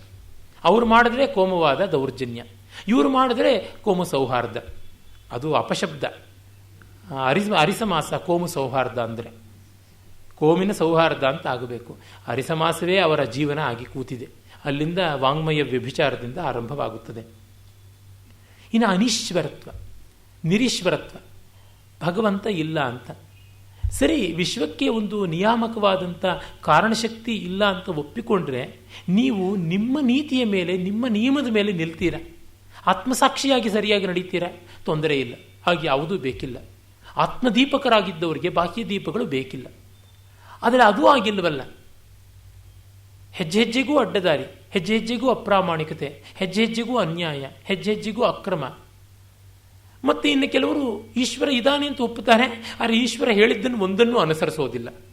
ಮಾತೆತ್ತಿದರೆ ನಮ್ಮ ರಾಜಕಾರಣಿಗಳು ದೇವಸ್ಥಾನಗಳಿಗೆ ಅಲಿಯೋದೇನೋ, ಜ್ಯೋತಿಷ್ಕರ ಹತ್ರಕ್ಕೆ ತಿರುಗೋದೇನೋ, ಪೂಜೆ ಪುನಸ್ಕಾರಗಳು ಮಾಡಿಸೋದೇನೋ, ಹೋಮ ಹವನಗಳ ಹೊಗೆ ಎಬ್ಬಿಸೋದೇನೋ ಮಾಡ್ತಾರೆ. ಆದರೆ ಒಂದು ಸಾಮಾನ್ಯವಾದಂಥ ನೈತಿಕ ನಿಯಮವೂ ಇಲ್ಲ, ಒಂದು ಸಾಮಾನ್ಯ ಧರ್ಮದ ಕಲ್ಪನೆಯೂ ಇಲ್ಲ ಅಂತಂದರೆ ಏನರ್ಥ? ಅಪರಸ್ಪರ ಸಂಭೂತಂ ಅಂದರೆ ಕಾಮವ್ಯಾಪಾರ ಬಿಟ್ಟು ಜಗತ್ತಿನಲ್ಲಿ ಇನ್ಯಾವುದೂ ಇಲ್ಲ, ಅಷ್ಟೇ ಈ ಜಗತ್ತು ಅನ್ನುವಂಥದ್ದು. ಅಂದರೆ ಅರ್ಥಕಾಮ ಬಿಟ್ಟು ಧರ್ಮ ಮೋಕ್ಷಗಳ ವ್ಯವಸ್ಥೆಯೇ ಇಲ್ಲ ಅಂತ ನೂರು. ಕಿಮನ್ಯತ್ ಕಾಮಹೇತುಕಂ. ಇದೆಲ್ಲ ಬಯಕೆಯಿಂದ ಆರಂಭವಾಗಿ ಬಯಕೆಯಿಂದಲೇ ಮುಗಿತಕ್ಕಂಥದ್ದು ಅಂತ. ಏತಾಂ ದೃಷ್ಟಿಮವಷ್ಟಭ್ಯ ನಷ್ಟಾತ್ಮಾನಃ ಅಲ್ಪಬುದ್ಧಯ ಪ್ರಭವಂತಿ ಉಗ್ರಕರ್ಮಾಣ. ಹೀಗೆ ಅಂಟಿಕೊಂಡು ಬೆಳೆಯುವವರು ಉಗ್ರಕರ್ಮಿಗಳಾಗ್ತಾರೆ ಅಂತ. ಟೆರರಿಸಂ ಎಲ್ಲಿಂದ ಬರುತ್ತದೆ ಎನ್ನುವುದನ್ನು ಸ್ವಾಮಿ ಚೆನ್ನಾಗಿ ಹೇಳ್ತಾ ಇದ್ದಾನೆ. ಕ್ಷಯಾಯ ಜಗತಃ ಅಹಿತಾಹ. ಇವರು ಜಗತ್ತಿಗೆ ವಿರೋಧಿಗಳಾಗಿ ಜಗನ್ನಾಶಕರಾಗಿದ್ದಾರೆ ಅಂತ. ಈ ದಿವಸಗಳ ಒಂದು ನಡವಳಿಕೆಗಳಿಗೆ ಆಗು ಹೋಗು ವಿದ್ಯಮಾನಗಳಿಗೆ ಸಾಕ್ಷಾತ್ತಾದ ವ್ಯಾಖ್ಯಾನದಂತೆ ಗೀತಾಚಾರ್ಯನ ಮಾತಿದೆ. Bhagavad Gita is all time quote. ಗೀತೆಯ ವಾಕ್ಯಗಳು ಯಾವ ಕಾಲಕ್ಕೂ ಎಲ್ಲಿಯೂ ಕೂಡ ಕೋಟಬಲ್ ಕೋಟ್ಸ್, ಅತ್ಯಂತ ಉಲ್ಲೇಖಾರ್ಹವಾದ ಸೂಕ್ತಿಗಳಾಗಿವೆ. ಕಾರಣ ನಿತ್ಯ ಸಂಬದ್ಧವಾಗಿ, ನಿತ್ಯ ಅರ್ಹಣೀಯವಾಗಿ, ನಿತ್ಯವೂ ಕೂಡ ಅರ್ಥಪೂರ್ಣವಾಗಿ, ಅನ್ವಯಹಿತವಾಗಿ ಕಾಣಿಕೊಳ್ತಕ್ಕಂಥದ್ದು ನಮಗೆ ಸ್ಪಷ್ಟವಾಗುತ್ತೆ. ಕಾಮಮಾಶ್ರಿತ್ಯ ದುಷ್ಪೂರಂ, ಪೂರೈಸಲಾಗದ ಕಾಮವನ್ನು ಆಶ್ರಯಿಸಿಕೊಂಡಿದ್ದಾರೆ ಅಂತ. ನಮ್ಮ ದೇವರದೇ ಒಂದು ಜಗತ್ತು, ನಮ್ಮ ಪ್ರವಾದಿಗಳದೇ ಜಗತ್ತು, ನಮ್ಮ ಮತಾಚಾರ್ಯರದೇ ಜಗತ್ತು, ನಮ್ಮ ಮಠದ್ದೇ ಜಗತ್ತು ಅನ್ನುವರೆಲ್ಲ ಅದೇನೆ. ಬಹುಸಂಸ್ಕೃತಿ ಬಹುಸಂಸ್ಕೃತಿ ಅಂತ ನಮ್ಮ ಬುದ್ಧಿಜೀವಿಗಳೆಲ್ಲ ಹೇಳ್ತಾರೆ. ಅರೆ, ಸನಾತನ ಧರ್ಮ ಮಾತ್ರ ಬಹುಸಂಸ್ಕೃತಿ ಅಲ್ಲ. ಇಸ್ಲಾಂ ಬಹಳ ಬಹುಸಂಸ್ಕೃತಿ, ಕ್ರೈಸ್ತ ಬಹುಸಂಸ್ಕೃತಿ, ಮಾರ್ಕ್ಸಿಸಂ ಬಹುಸಂಸ್ಕೃತಿ ಅಂತ ಅದು ಯಾವ ಬಾಯಲ್ಲಿ ಹೇಳ್ತಾರೋ ಅರ್ಥವಾಗುವುದಿಲ್ಲ. ಕಾರಣ ಬಹುಸಂಸ್ಕೃತಿಯನ್ನು ಧ್ವಂಸ ಮಾಡೋದಕ್ಕೆ ಇವು ಹುಟ್ಟಿವೆ. ಇಸ್ಲಾಂ ಕಾಲಿಟ್ಟ ಯಾವ ಜಾಗದಲ್ಲಾದರೂ ಬೇರೆ ಸಂಸ್ಕೃತಿ ಉಳಿದಿದೆಯಾ? ಅವರು ಬಲಿಷ್ಠವಾದ ತಕ್ಷಣ ಬೇರೆ ಸಂಸ್ಕೃತಿ ಇಲ್ಲ ಅಂತ ಅರ್ಥ. ಕ್ರೈಸ್ತವಾದರೂ ಅಷ್ಟೇ, ಕಾಲಿಟ್ಟ ಜಾಗದಲ್ಲಿ ಎಲ್ಲಿತ್ತು, ಈಗ ಕ್ರೈಸ್ತವನ್ನು ಬಿಡ್ತಾ ಇದ್ದಂತೆ ಬೇರೆ ಸಂಸ್ಕೃತಿಗಳು ಸ್ವಲ್ಪ ಉಸಿರಾಡ್ತಾ ಇವೆ ಆಯಾ ಜಾಗಗಳಲ್ಲಿ. ಮಧ್ಯಯುಗ ಯುರೋಪ್ ಹೇಗಿತ್ತು ಅದನ್ನು ನೋಡಿಯೇ ಇದ್ದೀವಿ ನಾವು ಇತಿಹಾಸಾದಿಗಳಲ್ಲಿ. ಇನ್ನು ಮಾರ್ಕ್ಸಿಸಂ ಕಾಲಿಟ್ಟ ಜಾಗದಲ್ಲಿ ನಾಮಾವಶಿಷ್ಟ ಭಸ್ಮಾಸುರನ ಕೈಯೇ ಆಯಿತು. ರಷ್ಯಾ ನೋಡಿ, ಚೀನಾ ನೋಡಿ, ಚೀನಾದ ಪ್ರಾಚೀನ ಸಾಹಿತ್ಯ, ಕಲೆ, ಮತ ಇವುಗಳೆಲ್ಲ ಏನಾದವು? ಕೊರಿಯಾದಲ್ಲಿ ಏನಾಯಿತು, ರಷ್ಯಾದಲ್ಲಿ ಏನಾಯಿತು, ಮತ್ತು ಪೂರ್ವ ಜರ್ಮನಿಯಲ್ಲಿ ಏನಾಯಿತು ನೋಡಿದ್ರೆ ನಮಗೆ ಕಾಣ್ತಲೇ ಇದೆ. ಹೀಗಾಗಿ ಅದು ಅಲ್ಲವೇ ಅಲ್ಲ.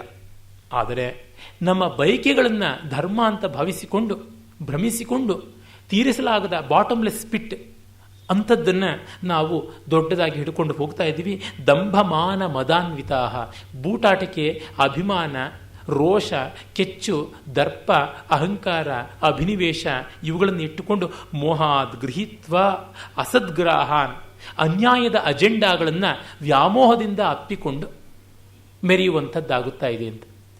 ಯಾವುದೋ ಕಾಲದಲ್ಲಿ ಅವೆಲ್ಲ ತಪ್ಪು ಅಂತ ಶತಸಿದ್ಧವಾಗಿ ಸಾಬೀತಾದದ್ದನ್ನು ಅಪ್ಪ ಹಾಕಿದ ಆಲದಾಮ್ರ ಅಂತ ತಾತಸ್ಯ ಕೂಪೋಯ ಮಿತಿ ಬ್ರುವಾಣ ಕ್ಷಾರಂ ಜಲಂ ಕಾಪುರುಷಾಃ ಪಿಬಂತಿ ಅಂತ ಯೋಗ ವಾಸಿಷ್ಠ ಹೇಳುತ್ತಲ್ಲ. ಅಪ್ಪ ಆಗದಂಥ ಬಾವಿ ಅಂತ ಉಪ್ಪು ನೀರೇ ಕುಡ್ಕೊಂಡಿರಬೇಕು ಅನ್ನುವುದು ಎಲ್ಲಿದೆ? ಹೀಗೆ ಮಾಡ್ತಕ್ಕಂಥದ್ದಾಗಿದೆ.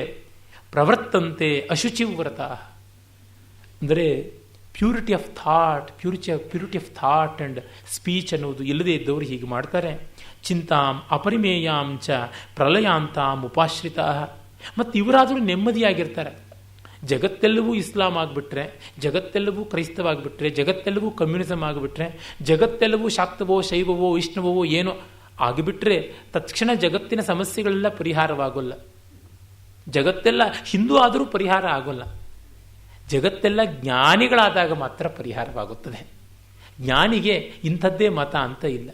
ಯಾವ ಮತದಲ್ಲಿದ್ದರೂ ಕೂಡ ಮತಾತೀತನಾಗಿರ್ತಾನೆ. ಮತದ ಒಳಗಿದ್ರೂ ಲಿಪ್ಯತೇನ ಸಪಾಪೇನ ಪದ್ಮಪತ್ರ ವಿವಾಂಭಸ. ತೆಂಗಿನಕಾಯಿ ಬಲಿತ ಮೇಲೆ ಗಿಟುಕು ಚಿಪ್ಪಿಗೆ ಅಂಟಿಕೊಳ್ಳದೇ ಇರುತ್ತೆ. ಚಿಪ್ಪು ಒಡೆದರೂ ಗಿಟುಕು ಮುರಿಯೋದಿಲ್ಲ. ಹೀಗೆ ಇದ್ದೂ ಇಲ್ಲದಂತೆ ಇರುತ್ತಾನೆ. ಆ ರೀತಿಯಾದ ಸ್ಥಿತಿ ಬೇಕು. ಹಾಗೆ ಇಲ್ಲದೇ ಇದ್ದವರಿಗೆ ಚಿಂತೆ ತಪ್ಪಿದ್ದಲ್ಲ. ಅದರಿಂದಲೇ ಯಾವುದೋ ಒಂದು ಸಿದ್ಧಾಂತವನ್ನು, ಇಸಮ್ಗಳನ್ನು ಹಿಡಿದುಕೊಂಡು ಹೋದ ತಕ್ಷಣ ಸಮಸ್ಯೆ ಮುಗಿಯುತ್ತದೆ ಅಂತ ಅಲ್ಲ. ನಾವು ಅವುಗಳನ್ನು ಹಿಡಿದುಕೊಂಡು ಹೋಗೋದು ನಮ್ಮ ದೌರ್ಬಲ್ಯದಿಂದ, ನಮ್ಮ ಕಾಮನೆಗಳಿಂದ, ನಮ್ಮ ಅಶಕ್ತಿಯಿಂದ, ನಮ್ಮ ಭೀತಿಯಿಂದ. ಭಯೋತ್ಪಾದಕರಿಗಿಂತ ಹೆಚ್ಚಾದ ಭೀತರು ಇನ್ಯಾರೂ ಇಲ್ಲ. ಕಾರಣ ಅವರು ಕಾಮಗ್ರಸ್ತರಾಗಿರ್ತಾರೆ. ಹಾಗಾಗಿ ಭಯಭೀತರಾಗಿರ್ತಾರೆ, ಭಯಕಂಪಿತರಾಗಿರ್ತಾರೆ, ಭಯಲೋಲುಪರಾಗಿರ್ತಾರೆ. ಕಾಮೋಪಭೋಗ ಪರಮಾಹ. ಅವರ ಧರ್ಮ ಆಗಲಿ, ಅವರ ದರ್ಶನ ಆಗಲಿ ಯಾವುದೂ ಇದೇ ಆಗಿರುತ್ತದೆ, ಇನ್ನೇನೂ ಅಲ್ಲ. ಮನೋಮಾಲಿನ್ಯ ಎಲ್ಲವನ್ನು ಮಲಿನಗೊಳಿಸುತ್ತದೆ. ಏತಾವದಿತಿ ನಿಶ್ಚಿತ, ಇಷ್ಟೇ ಇನ್ನೇನೂ ಇಲ್ಲ ಅಂತ. ಎಲ್ಲಕ್ಕೂ ತಮ್ಮ ಮಿತಿಯನ್ನೇ ಎಲ್ಲದರ ಮಿತಿ ಅಂತ ಭಾವಿಸಿಕೊಳ್ತಾರೆ ಅಂತ ಪರಮಾತ್ಮ ಹೇಳ್ತಾನೆ. ಸಾಧಕರಿಗೆ ಎಂಥ ಕೈದಿವಿಗೆ ಆಗಬಲ್ಲಂಥ ಅಂತರಂಗನ್ನ ಬೆಳಗಬಲ್ಲಂಥ ಮಾತುಗಳು ಇವು. ಆಶಾ ಪಾಶ ಶತೈರ್ಬದ್ಧ, 1000 ಬೈಕೆಗಳ ಸಂಕೋಲೆ ಅವ್ರನ್ನ ಕಟ್ಟಿ ಹಾಕಿರುತ್ತದೆ ಅಂತ. ಆಶಾ ಯೇಷಾಂ ದಾಸಿ ತೇಷಾಂ ದಾಸಾಯತೆ ಲೋಕ, ಆಶಾಯ ಏದಾಸ ತೇದಾಸ ಸರ್ವಲೋಕಸ್ಯ ಅಂತ. ಆಶೆ ಯಾರಿಗೆ ದಾಸಿಯೋ ಅವರಿಗೆ 3 ಲೋಕವೂ ದಾಸವ್ಯವನ್ನು ಹೊಂದಿರುತ್ತದೆ. ಇನ್ನು ಯಾರು ಆಶೆಗೆ ದಾಸರೋ ಅವರು ಸರ್ವಲೋಕಗಳಿಗೂ ದಾಸರಾಗಿರುತ್ತಾರೆ ಅಂತ. ಆಶಾ ನಾಮ ಮನುಷ್ಯಾಣಾಂ ಕಾಚಿದಾಶ್ಚರ್ಯ ಶೃಂಖಲ ಯಯ ಬದ್ಧ ಪ್ರಧಾವಂತಿ ಮುಕ್ತಸ್ತಿಷ್ಠತಿ ಪಂಗುವತ್. ಆಶಾ ಪಾಶಕ್ಕೆ ಬದ್ಧರಾದವರು ಎಲ್ಲದರ ಹಿಂದೆ ಓಡ್ತಾ ಇರ್ತಾರೆ. ಆದರೆ ಆಶಾ ಪಾಶ ವಿಮುಕ್ತರಾದವರು ಅಲ್ಲಾಡದೆ ಕೂತಿರ್ತಾರೆ, ಕೂಟಸ್ಥರಾಗಿರ್ತಾರೆ ಅಂತ ಒಂದು ವಿರೋಧಾಭಾಸ ಅಲಂಕಾರದ ಸೂಕ್ತಿ ಉಂಟು. ಕಾಮ ಕ್ರೋಧ ಪರಾಯಣ, ರಾಗದ್ವೇಷಗಳಲ್ಲದೆ ವಿವೇಕ ಎಂದೂ ಅವರನ್ನು ನಡೆಸೋದಿಲ್ಲ. ಈಹಂತೆ ಕಾಮಭೋಗಾರ್ಥಂ ಅನ್ಯಾಯೇನ ಅರ್ಥ ಸಂಚಯಾನ್, ಅನ್ಯಾಯದಿಂದ ಪಡೆದದ್ದನ್ನು ಲೋಲುಪತೆಗಾಗಿ ಭೋಗಕ್ಕಾಗಿ ಬಳಸಿಕೊಳ್ತಾರೆ ಅಂತ. ಇಷ್ಟೇ. ತೆಲುಗಿನಲ್ಲಿ ಒಂದು ಗಾದೆ ಇದೆ, ಕೆಟ್ಟದಾದರೂ ಹೇಳಬೇಕಾದದ್ದು ರಂಕುಲೋ వచ్చింది ಜಗಡಮಲೋ ಪೋಯಿ ಅಂತ. ಹಾದರದಿಂದ ಬಂದದ್ದು ಹೋರಾಟದಲ್ಲಿ ಹೋಯಿತು ಅಂತ. ಇದು ಅವರದೆಲ್ಲ ಆಗಿರುವಂಥದ್ದು. ಇದಮದ್ಯ ಮಯಾ ಲಬ್ಧಂ ಇಮಂ ಪ್ರಾಪ್ಸ್ಯೇ ಮನೋರಥಂ ಇದಮಸ್ತಿ ಇದಮಪಿ ಮೇ ಭವಿಷ್ಯತಿ ಪುನರ್ಧನಂ ಅಸೌ ಮಯಾ ಹತಶತ್ರು ಹನಿಷ್ಯೇ ಚಾಪರಾನಪಿ ಈಶ್ವರೋಹಂ ಅಹಂ ಭೋಗಿ ಸಿದ್ಧೋಹಂ ಬಲವಾನ್ ಸುಖಿ ಆಢ್ಯೋಹಂ ಅಭಿಜನವಾನ್ ಅಸ್ಮಿ ಕಹ ಅನ್ಯೋಸ್ತಿ ಸದೃಶೋ ಮಯ ಯಕ್ಷೆ ದಾಸ್ಯಾಮಿ ಮೋದಿಷ್ಯೆ ಇತಿ ಅಜ್ಞಾನ ವಿಮೋಹಿತಾಃ ಅನೇಕ ಚಿತ್ತ ವಿಭ್ರಾಂತಾಃ ಮೋಹಜಾಲ ಸಮಾವೃತಾಃ ಪ್ರಸಕ್ತಾಃ ಕಾಮಭೋಗೇಷು ಪತಂತಿ ನರಕೆ ಅಶುಚೌ ಆತ್ಮಸಂಭಾವಿತಾಃ ಸ್ತಬ್ಧಾಃ ಧನಮಾನಮದಾನ್ವಿತಾಃ ಯಜಂತೆ ನಾಮಯಜ್ಞೈಸ್ತೆ ದಂಭೇನ ಅವಿಧಿಪೂರ್ವಕಂ ಅಹಂಕಾರಂ ಬಲಂ ದರ್ಪಂ ಕಾಮಂ ಕ್ರೋಧಂಚ ಸಂಶ್ರಿತಾಃ ಮಾಂ ಆತ್ಮಪರದೇಹೇಷು ಪ್ರದ್ವಿಷಂತಃ ಅಭ್ಯಸೂಯಕಾಃ ತಾನ್ನಹಂ ದ್ವಿಷತಃ ಕ್ರೂರಾನ್ ಸಂಸಾರೇಷು ನರಾಧಮಾನ್ ಕ್ಷಿಪಾಮಿ ಅಜಸ್ರಂ ಅಶುಭಾನ್ ಅಸುರೀಶ್ವೇವ ಯೋನಿಷು. ಇಲ್ಲಿ ಪರಮಾತ್ಮ ಹಲವು ಶ್ಲೋಕಗಳಲ್ಲಿ ಕಟುಕಟುವಾದ ರೀತಿಯಲ್ಲಿ ಆ ಆಸುರಿ ಸಂಪದ ಏನು ಅನ್ನೋದನ್ನು ಒಂದು ಎಚ್ಚರ ಎಂಬಂತೆ ಹೇಳಿದ್ದಾನೆ. ಹಿಂದೆಲ್ಲ ದೇವಸ್ಥಾನಗಳಲ್ಲಿ ನರಕದ ಚಿತ್ರಗಳನ್ನು ಹಾಕಿರೋರು, ಧರ್ಮಸ್ಥಾನದಲ್ಲಿ ಕೂಡ ಹಾಕಿರ್ತಾ ಇದ್ರಂತೆ. ಅನ್ಯಾಯ ಮಾಡಿದವರಿಗೆ ಏನು ದಂಡನೆ ಅಂತ ಆ ರೀತಿಯಾಗಿ ಇಲ್ಲಿ ಹಾಕ್ತಾ ಇದ್ದಾನೆ. ಇದು ನಾನು ಪಡ್ಕೊಂಡೆ, ಇದನ್ನು ಪಡ್ಕೊಳ್ತೀನಿ, ಇದು ನನಗಿರಲಿ ಮತ್ತೂ ಇರಲಿ, ಎಷ್ಟಿರಲಿ ಅಂತ ಎಷ್ಟು ಗಂಟು ಹಾಕೋದಕ್ಕೆ ಸಾಧ್ಯ? ಕೊನೆ ಮೊದಲೇ ಇಲ್ಲವೇ ಸಂಚಯಕ್ಕೆ? ವಿಶೇಷತಃ ಈ ಸಂಚಯ ಸಂಸ್ಕೃತಿ ನೋಡಿದಾಗ ಅದು ಸಂಸ್ಕೃತಿ ಅಲ್ಲ, ವಿಕೃತಿ, ಹೆದರಿಕೆ ಆಗುತ್ತದೆ. ಈ ಶತ್ರು ನೆಗೆದು ಬಿದ್ದ, ನನ್ನ ಶತ್ರು, ಇವನನ್ನು ಕೊಂದು ಬಿಡ್ತೀನಿ. ಕಡೆಗೆ ನನಗೆ ನಾನೇ ಶತ್ರುವಾಗೋದಿಲ್ವ? ಅನಿತ್ಯ ಶತ್ರವೋ ಬಾಹ್ಯಾಹ ನಿತ್ಯ ಆಂತರ ಸ್ಮೃತಾಹ. ಹೊರಗಿನ ಶತ್ರುಗಳು ಅನಿತ್ಯ, ನನ್ನೊಳಗಿನ ಶತ್ರುಗಳೇ ನಿತ್ಯವಾದವರಲ್ವ? ಯಾರನ್ನ ಕೊಂದೇನು, ಏನು ಮಾಡಿಯೇನು? ನಾನೇ ಈಶ್ವರ ಅಂದರೆ ನನಗಿಂತ ಇನ್ನು ಯಾರೂ ಮಿಗಿಲಿಲ್ಲ, ನಾನು ಎಲ್ಲರನ್ನ ನಿರ್ಣಯ ಮಾಡಿ ಕೊಟ್ಟು ಬಿಡ್ತೀನಿ. ನಾನು ಭೋಗಿ ಅಂದರೆ ಕರ್ತೃತ್ವ, ಭೋಕ್ತೃತ್ವ, ಅಧಿಕಾರತ್ವ ಇದು ನನ್ನದು. ನಾನು ಸುಖಿ ಅಂತ ಅಂದುಕೊಂಡು ನೆಮ್ಮದಿಯಾಗಿದ್ದರೆ ಪರವಾಗಿಲ್ಲ. ಸುಖಿ ಅಂತ ಅಂದುಕೊಂಡು ಕೋಲಾಹಲ ಮಾಡ್ತಾ ಇದ್ರೆ ನೆಮ್ಮದಿ ಇಲ್ಲ ಅಂತ ತಾನೇ ಅರ್ಥ. ನಾನು ಹಣವಂತ, ನಾನು ಕುಲವಂತ, ಅಭಿಜನವಾನ್. ನೋಡಿ, ಪರಮಾತ್ಮ ಕುಲಮದವನ್ನು ಕೂಡ ದೂಷಣೆ ಮಾಡಿದ್ದಾನೆ.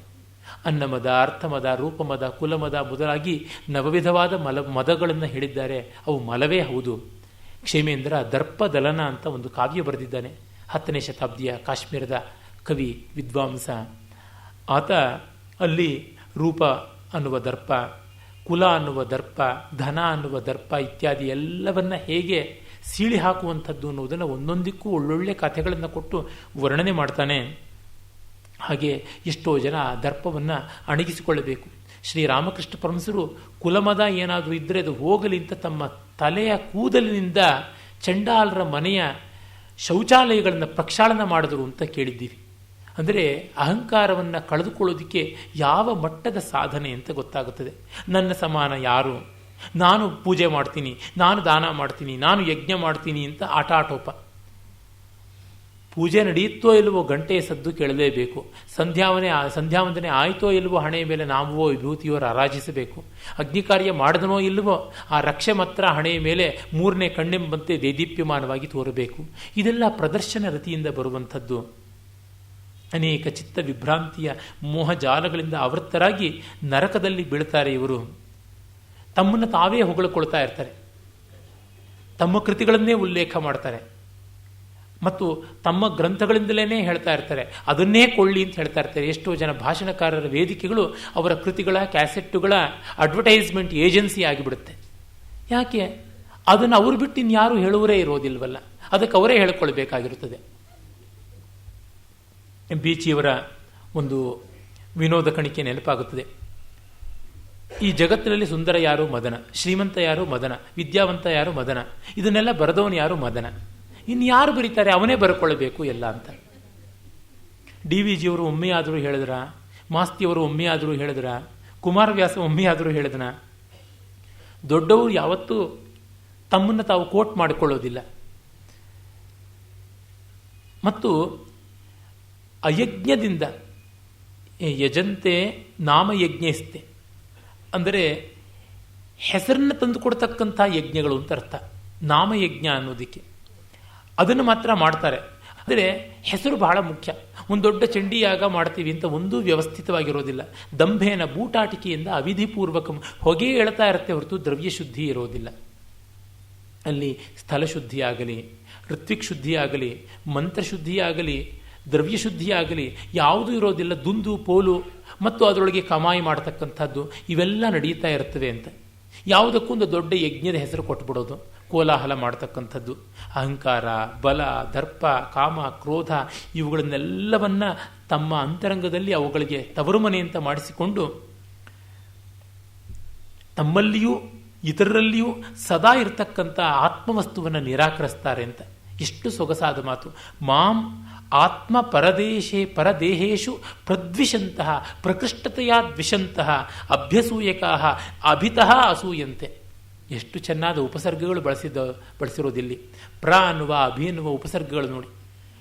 ತನ್ನಲ್ಲಿ ಬೇರೆಯವರಲ್ಲಿ ಇರ್ತಕ್ಕಂಥ ಈಶ್ವರ ಸರ್ವಭೂತಾನಾಂ ಹೃದ್ದೇಶ ಅರ್ಜುನ ತಿಷ್ಠತಿ ಅಹಮಾತ್ಮ ಗುಡಾಕೇಶ ಸರ್ವಭೂತಾಶಯ ಸ್ಥಿತ ಅನ್ನುವ ಆತ್ಮವಸ್ತು ತ್ವಯಿ ಮಯಿ ಸರ್ವತ್ರೈಕೋ ವಿಷ್ಣು ವ್ಯರ್ಥಂ ಕುಪ್ಯಸಿ ಮಯ್ಯ ಸಹಿಷ್ಣು. ಆ ಪರಮಾತ್ಮ ಎಲ್ಲೆಲ್ಲಿಯೂ ಇದ್ದಾನೆ, ಆತನ್ನು ಮರೆತು ಅವನನ್ನು ದ್ವೇಷ ಮಾಡ್ತಾರೆ ಅಂತ.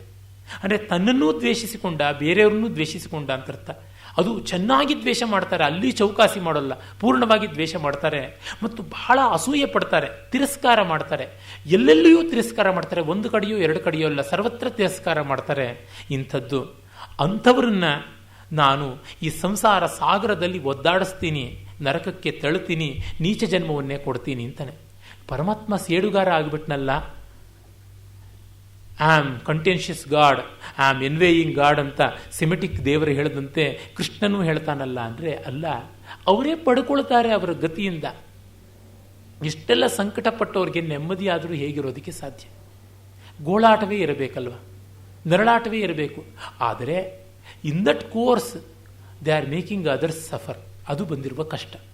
ಅವರು ಹಾಳಾಗೋದಿದ್ರೆ ಸಂತೋಷವಾಗಿ ಹಾಳಾಗಲಿ, ಬೇಕಾದ್ರೆ ಹಾಸಿಗೆ ಹಾಸ್ಕೊಡೋಣ, ಹಾಳಾಗೋದಿಕ್ಕೆ ಏನಾದ್ರು ಸಹಾಯ ಮಾಡೋಣ. ಆದರೆ ತನ್ಮೂಲಕ ಲೋಕವನ್ನು ಹಾಳು ಮಾಡ್ತಾ ಇದ್ದಾರೆ. ಕೋತಿ ತಾನು ಕೆಡೋದಲ್ಲದೆ ವನ ಎಲ್ಲ ಕೆಡಿಸ್ತು ಅಂತ ಅದು ಬಂದಿರುವ ಕಷ್ಟ. ಅದಕ್ಕಾಗಿ ಅವರ ಮೇಲೆ ದಂಡನೆಯನ್ನು ಮಾಡಬೇಕಾಗಿದೆ. ಆ ದಂಡನೆ ಎಂಥದ್ದು ಅನ್ನೋದನ್ನು ಹೇಳ್ತಾ ಇದ್ದಾನೆ. ಆಸುರೀಂ ಯೋನಿಮಾಪನ್ನ ಮೂಢ ಜನ್ಮನಿ ಜನ್ಮನಿ ಮಾಂ ಅಪ್ರಾಪ್ಯವ ಕೌಂತೆಯ ತಥೋ ಯಾಂತ್ಯಧಮಾಂ ಗತಿಂ. ಆತ್ಮವಂತಿಕೆಯನ್ನೇ ಉಳ್ಳವರಾಗಿಲ್ಲದೆ, ಆತ್ಮವನ್ನೇ ಗಮನಿಸದೆ ಗ್ರಹಿಸದೆ ಹೋಗ್ತಾ ಇದ್ದಾರೆ. ಆತ್ಮಜ್ಞಾನದ ರಾಹಿತ್ಯಕ್ಕಿಂತ, ಆತ್ಮಾಜ್ಞಾನಕ್ಕಿಂತ ಇನ್ಯಾವುದು ನಷ್ಟ, ಇನ್ಯಾವುದು ದುಷ್ಟ, ಇನ್ಯಾವುದು ಅಶಿಷ್ಟ. ಇದು ನೋಡಿದಾಗ ನಮಗೆ ಗೊತ್ತಾಗುತ್ತೆ ತದೇವ ಧರ್ಮ ಸರ್ವಸ್ವಂ. ಅದೊಂದೇ ಯದ್ ಯೋಗೇನ ಆತ್ಮದರ್ಶನಂ ಅಯಂ ಹಿ ಪರಮೋ ಧರ್ಮ ಯದ್ ಯೋಗೇನ ಆತ್ಮದರ್ಶನಂ ಎಂಬುದಾಗಿ ಎಲ್ಲ ಸ್ಮೃತಿಗಳು ಹೇಳುತ್ತವೆ. ಆತ್ಮದರ್ಶನಕ್ಕಿಂತ ಮಿಗಿಲಾದದ್ದು ಯಾವುದೂ ಇಲ್ಲ. ಆತ್ಮದರ್ಶನದ ಸ್ವರೂಪ ಏನು? ಸರ್ವತ್ರ ಸಮಬುದ್ಧಿ, ಸರ್ವತ್ರ ಪ್ರೀತಿ, ಸರ್ವತ್ರ ಶಾಂತಿ, ಸರ್ವತ್ರ ಮೈತ್ರಿ. ತ್ರಿವಿಧಂ ನರಕಸ್ಯೇದಂ ದ್ವಾರಂ ನಾಶನಮಾತ್ಮನಃ ಕಾಮಃ ಕ್ರೋಧಸ್ತಥಾ ಲೋಭಸ್ತಸ್ಮಾದೇತತ್ರಯಂ ತ್ಯಜೇತ್. ಸಂಕ್ಷೇಪದಲ್ಲಿ ಹೇಳುವುದಿದ್ರೆ ಕಾಮ, ಕ್ರೋಧ, ಲೋಭ, ಬಯಕೆ ಅಥವಾ ಆಕರ್ಷಣೆ, ರೋಷ, ದ್ವೇಷ ಅಥವಾ ವಿಕರ್ಷಣೆ, ಲೋಭ ಅಂದರೆ ಸ್ವಾರ್ಥ, ಸಂಗ್ರಹ ಬುದ್ಧಿ. ಇದು ಮೂರು ನರಕದ ಮೂರು ಹೆಬ್ಬಾಗಿಲುಗಳು. ಅದರಿಂದ ಪ್ರಯತ್ನಪೂರ್ವಕವಾಗಿ ಇವನ್ನು ಬಿಡಲೇಬೇಕು. ಅಸಂಕಲ್ಪ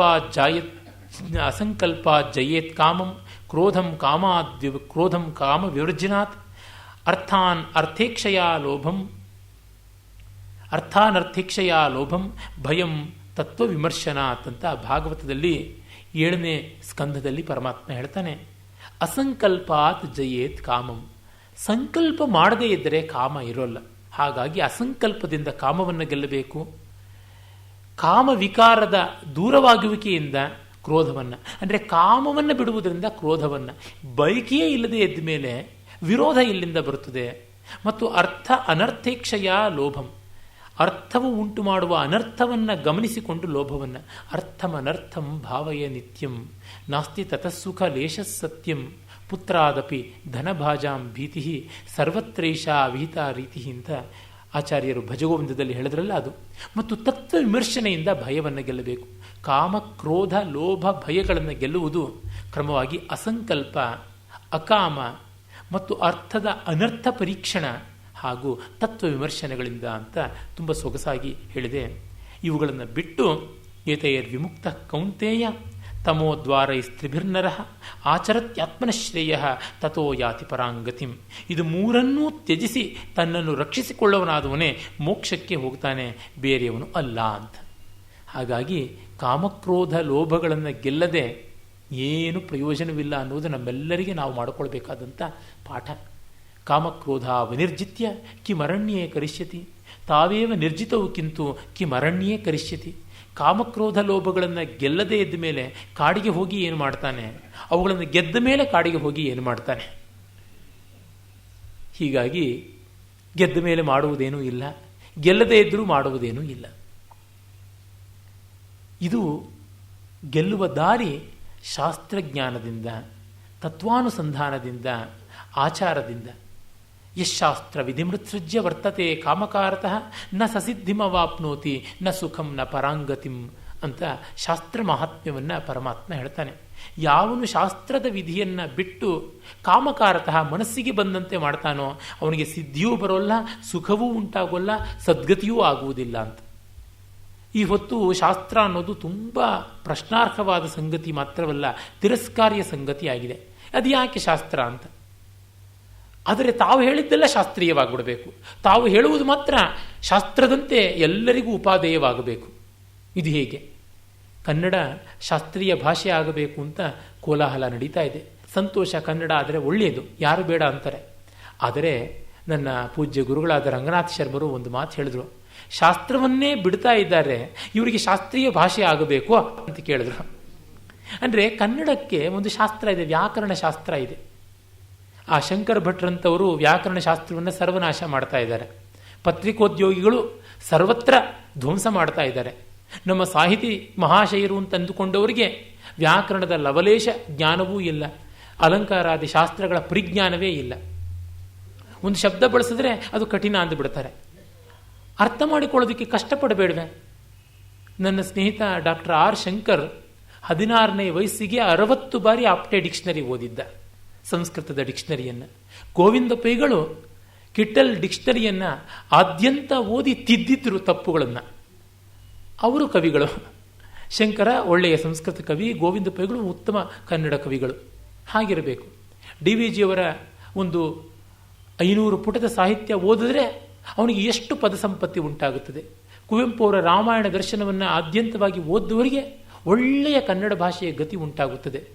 ಪೂತಿ ನರಸಿಂಹಾಚಾರ್ಯರ ಕಾವ್ಯಗಳನ್ನು ಓದಿದ್ರೆ ಹಾಗೆ ಉಂಟಾಗುತ್ತದೆ.